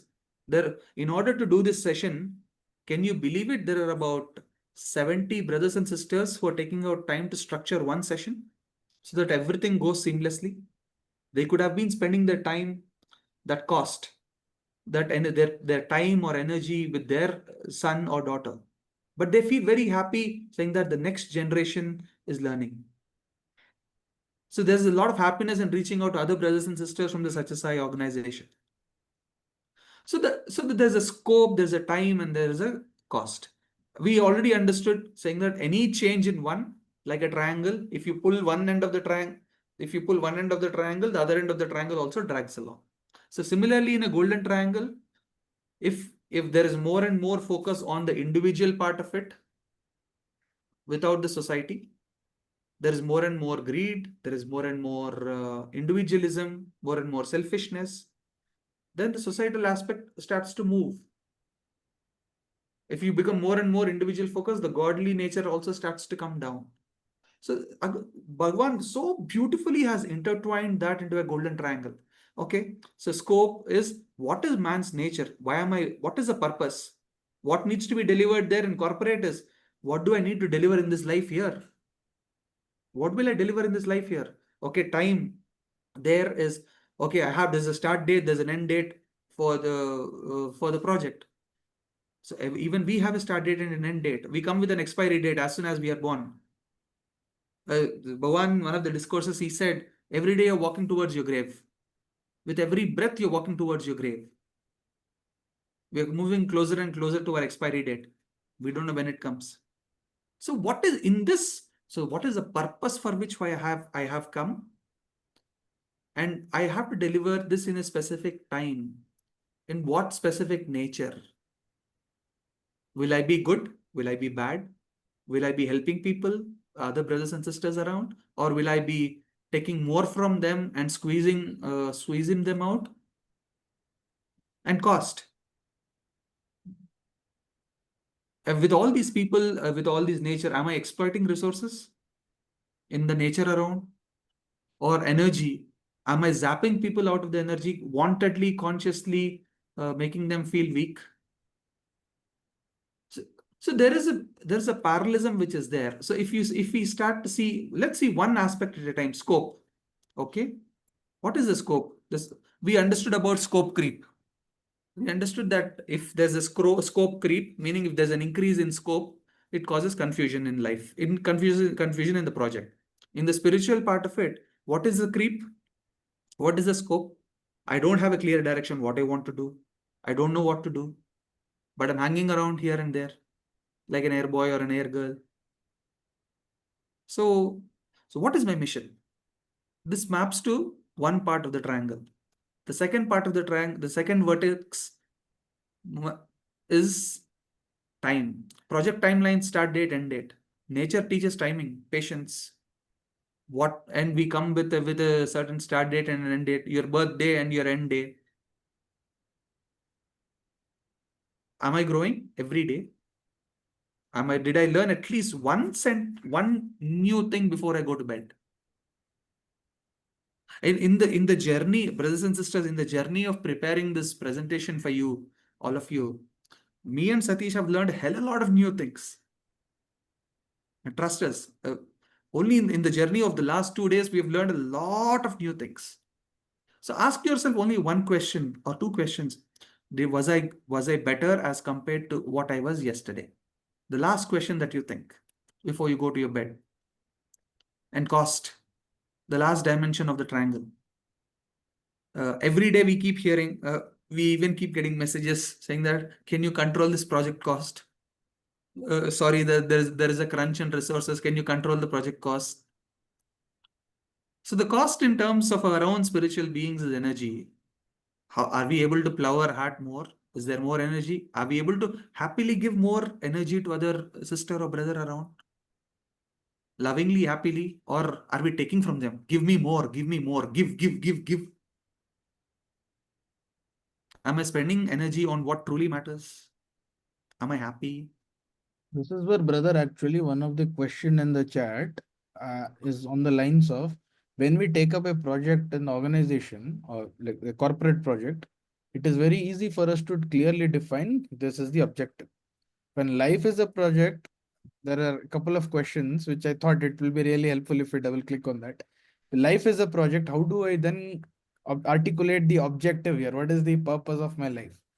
So, because this is not something we are endowed with this is not a wisdom that we are endowed with to articulate very clearly that, hey, if my life is a project, then this is the objective that I have to reach. So That's a journey that you have to take.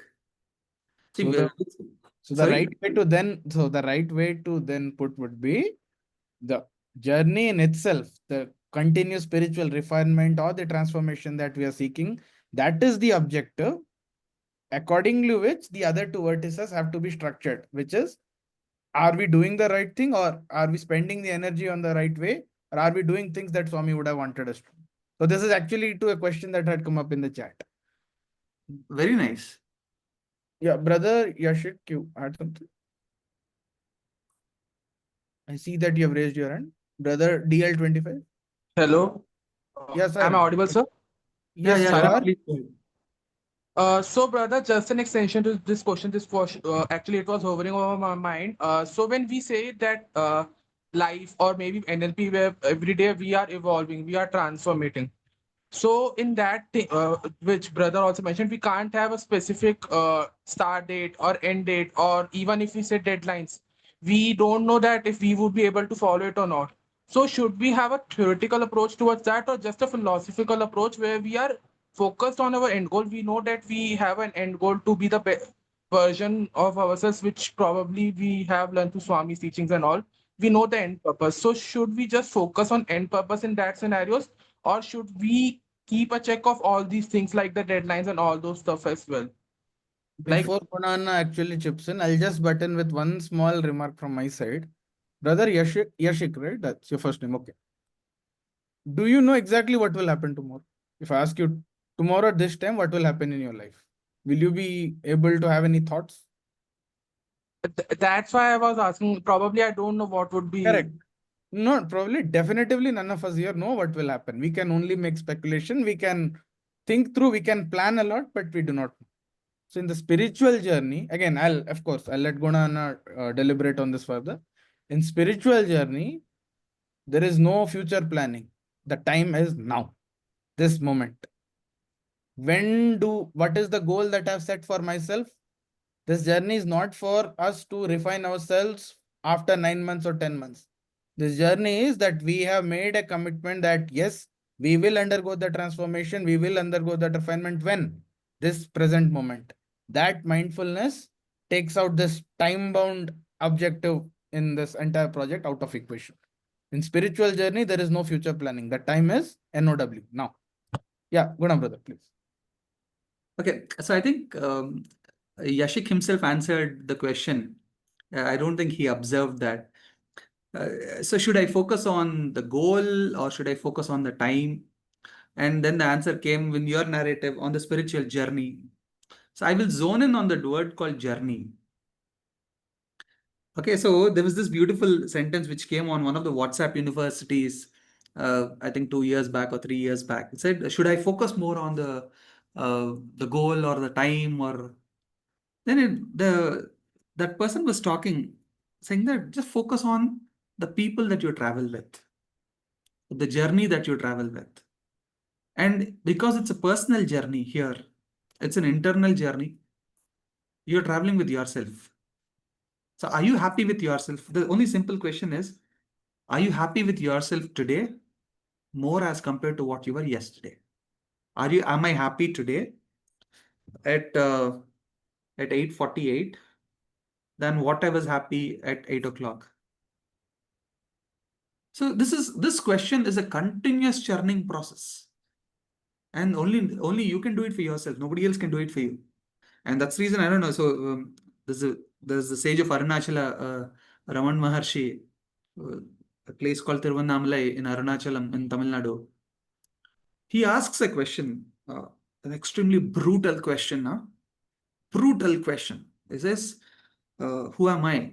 For other brothers and sisters from Tamil Nadu, they'll understand, Nan yaru, nenavaru. So every point in time when you ask that question to yourself, saying that, okay, who am I? What journey am I taking? Am I better? So the continuous refinement will come automatically with you. So automatically, when you ask this question, you are moving into that zone of very serious golden triangle discipline.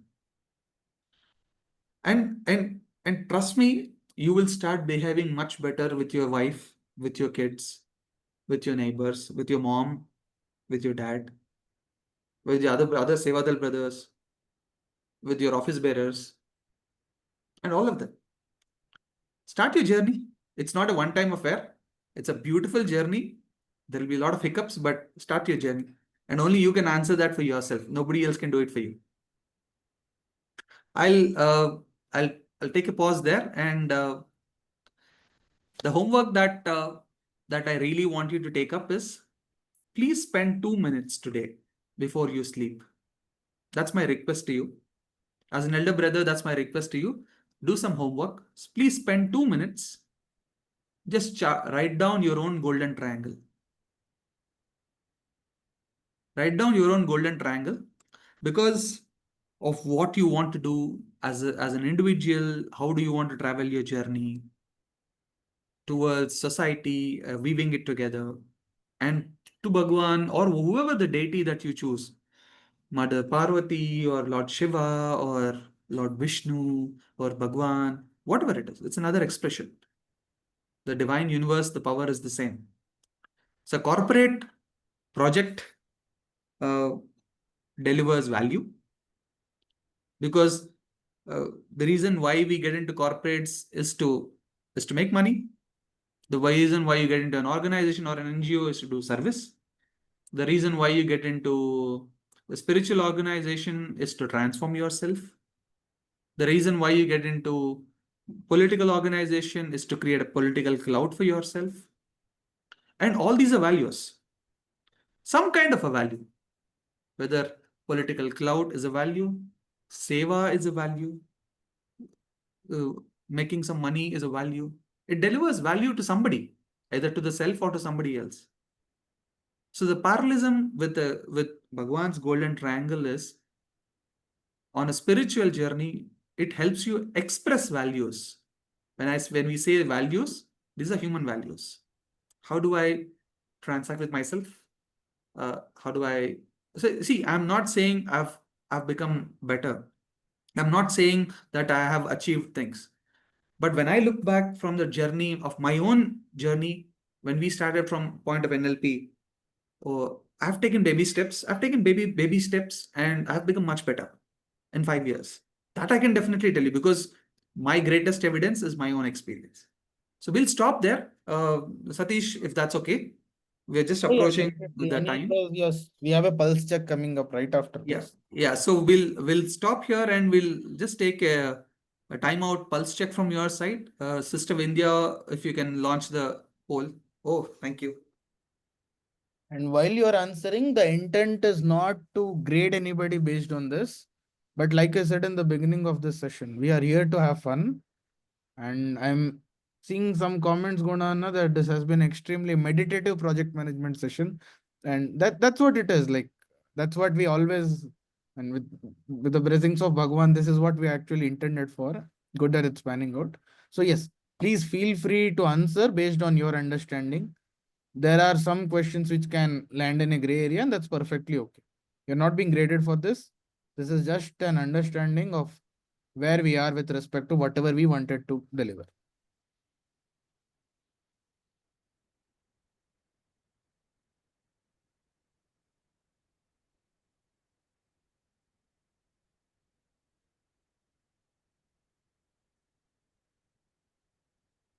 And as usual, I must also use this time to bring this out. There is a lot of us might have very strong opinions on project versus operations. What we have tried to provide here is a very generic differentiator, considering the fact that a lot of us in the audience are having a first time look at these methodologies. As and when our experience in this domain seasons out or attains maturity, I think it will eventually be our individual judgment call to differentiate between different activities or to figure out what could be the other alternative substitutes for the vertices of the triangle, etc. But in principle, the intent that we are trying to tell here is it's all a balance game. You need to, as a project manager, one needs to find that sweet spot within which one has to operate. Should that go out of bounds, it will have a detrimental effect on the larger exercise at large or the larger objective at large. Yes, some of us actually do manage projects for a living at our work. And I understand that terminologies here used here might be slightly different. But again, as I said, the intent is extremely generic to give a brief and basic understanding. Brothers, let me just tell you, the first question is the negative question. What is not a project?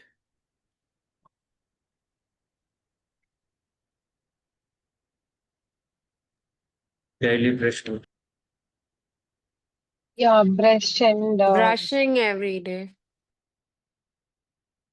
Because brushing your teeth does not require a project manager. regular thing.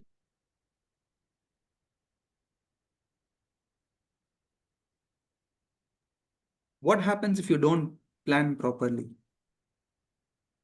Okay, if I don't plan properly for my biryani, Chaos and confusion. my sambar will get spilt on me. In project management, what is the triple constraint? Scope, time, scope, time, Okay. the triangle. I was waiting to see how many people will actually put the response on Bhajan, Bhojan, and Baitak. So who is the puppet manager in a project? Your Swiggy, your Hunger Savior, project manager, temple pujari, Project manager. Project manager. Project manager. Okay. So great, wonderful. We have about 330. How many answers did we get? 281. So we'll wait for another 10-20 seconds.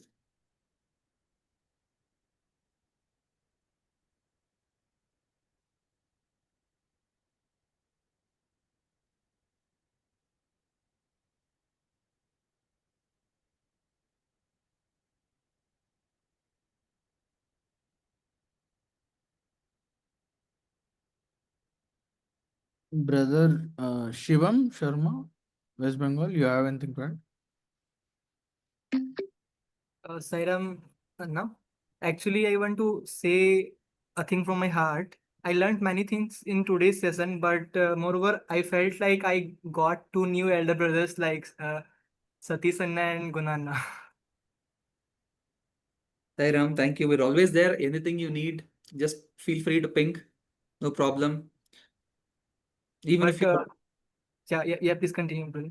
And so I know that there are solid project managers who are already there in this session. So we've looked at the profile of all the students who have been in the sessions. There are Scrum Masters who are there, who are advanced project managers who are there. But we wanted to cater to all the other brothers and sisters. There are a major chunk of brothers and sisters who have not had any exposure to project management. That is the exact reason why this is the pace that we thought we will go with. Even if it requires us to double click, things, spend 10-15 minutes on relatively very simple product. I know for some of you, you could be like, okay, let's get over with this part quickly. I do understand, but yes, like brother said, right? We went through, we just had a look at the, or you can say the analytics of the larger class profile here. And it did come to a notice that approximately 47% of the people here do not have an exposure to project management in their way of working. So hence we thought maybe. Oh yes, and not to denigrate anyone. Yes. You will not believe the other brothers and sisters who have not exposed to project management. There are also presidential awardees who are there. Yes. Okay, there are art. Whether or not we know these jargons, whether or not we know the methodologies that we try to blabber here, all of us have been managing projects in one form or the other. This is just a humble attempt with Bhagwan's grace for us to collectively understand that yes, these are some academically cited terminologies which might help us to do the same thing better. And There are as the brother champions of rightly said, art. there are There are- some of the seasoned project managers who never use these jargons and they have excelled much better than any Big Four consultants, frankly. So, yeah. And personally, not only I, all of us loved it actually because you taught us in very loving way. बहुत प्यार से आप लोगों ने हम लोगों को ऐसे छोटे भाई बहन समझाया सारे चीज. तो भगवान की कृपा है यार. That is because that's how Bhagwan has taught of all of us. If you see how can I examples that we connect have with- borrowed, right? If we borrow academic examples, they deliver in a certain way. If the thought process between me and Guna now was, if we try to knock the same facets with examples that Bhagwan gave, I don't think there has been any better project manager who has taught humankind at large with more simpler examples. So keeping him as our North Star, seeking his blessings, that's how we thought we'll set the content. And some of you are asking for this presentation. Yes, this will be circulated. That's not a Yeah. With the Thanks team a lot. circulate them. How can we get connected to you personally? Yeah, we'll connect. No problem. We How? can always connect. You just leave a message in the group, and the team will also share our details with you. Fine. Thank you, Sairam. Sarah. I think Satish, almost 90, 98, 99, 99.5% of them have got it right. Of course, yes. Yeah, so we'll just take a minute. The first question was a negative question. What is not a project?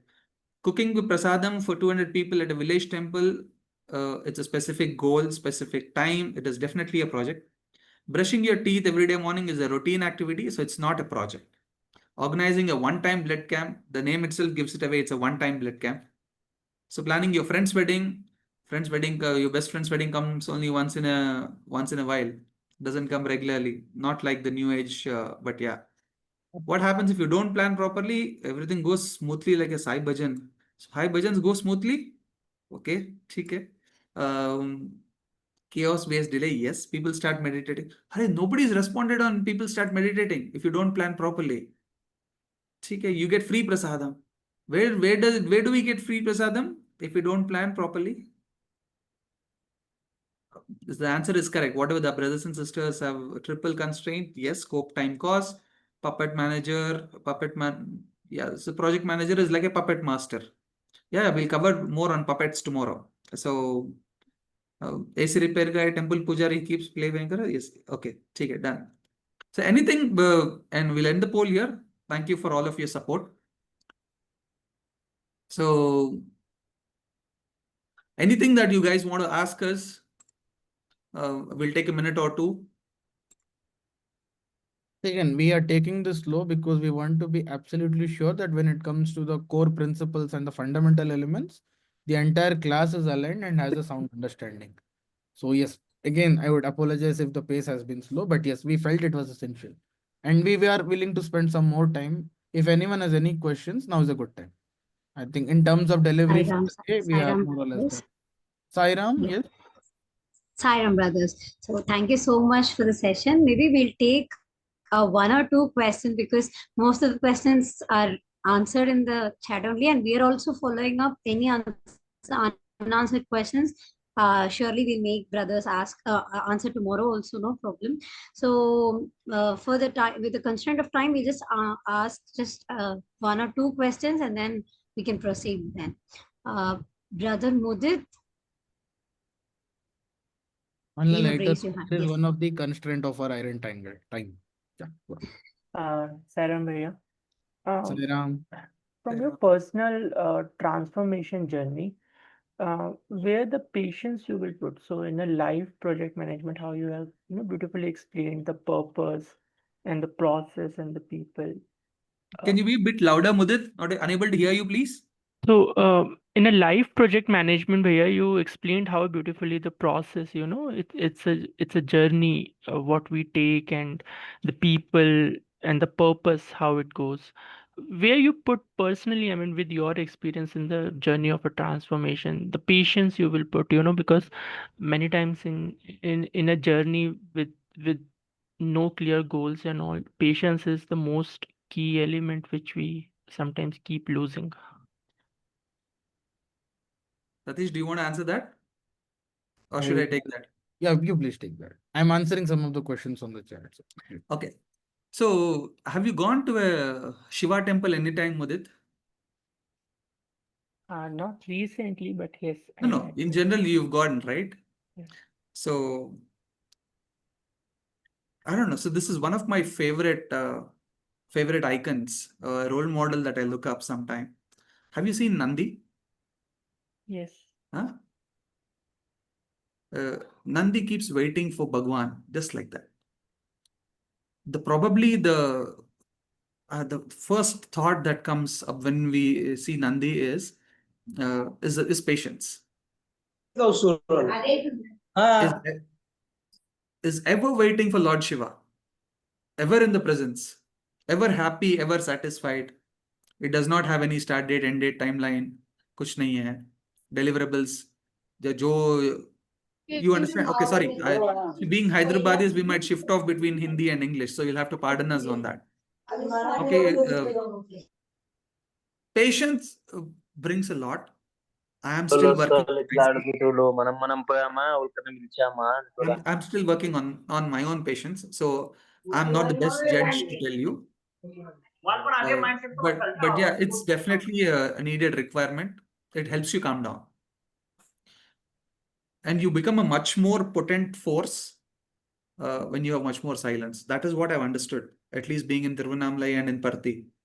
If you are silent, if you're normally running at 100 kilometers, 70 kilometers per hour, if you are silent inside, you run at 150 kilometers per hour on the same journey. You become much more stronger. You become much more stronger and a much more potent force to do anything. So, and patience takes a lot of time. It doesn't come easy. Unless and until you're an extremely sattvic person, which I am not.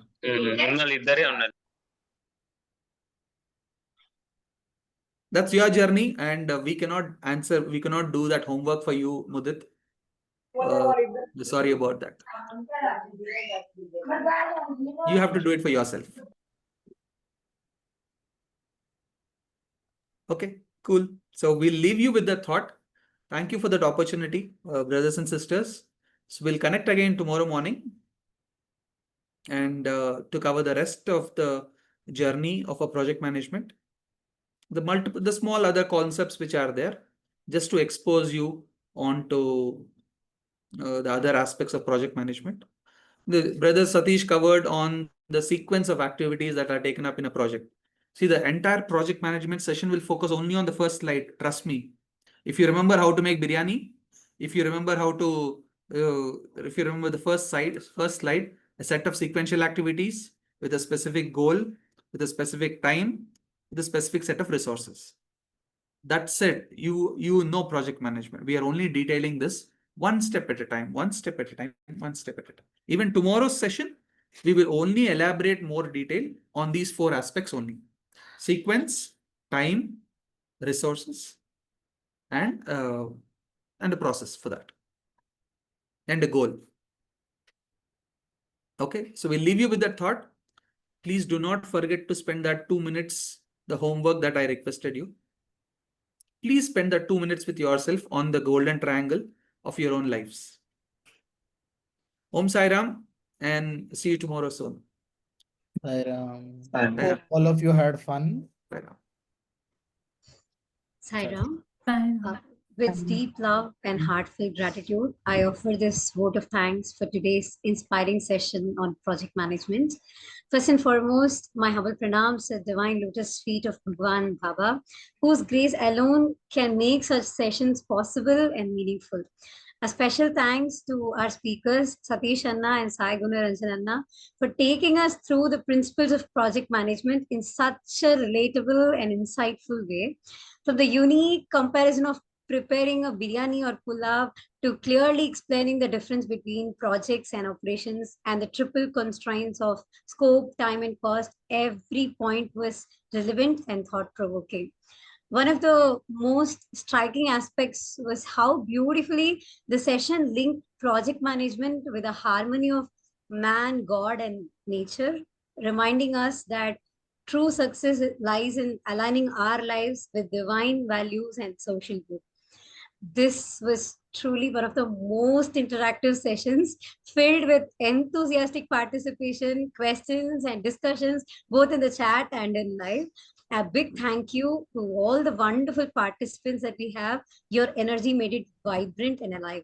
Our heartfelt gratitude to the conveners and the organizing team working behind the scenes. And finally, our deepest gratitude to our beloved Swami, the eternal guide, who teaches us to manage not only the project, but our very lives with love, discipline, and surrender. The learning continues, so please do not miss tomorrow's session and today's homework as well. Kindly do join and stay inspired. Jai Sai Ram, and we can proceed with the Shanti Mantra.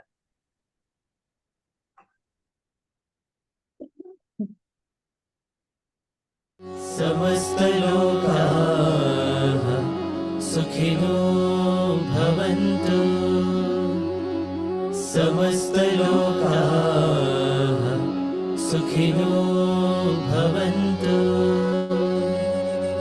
समस्तलोकाः सुखिनो भवन्तु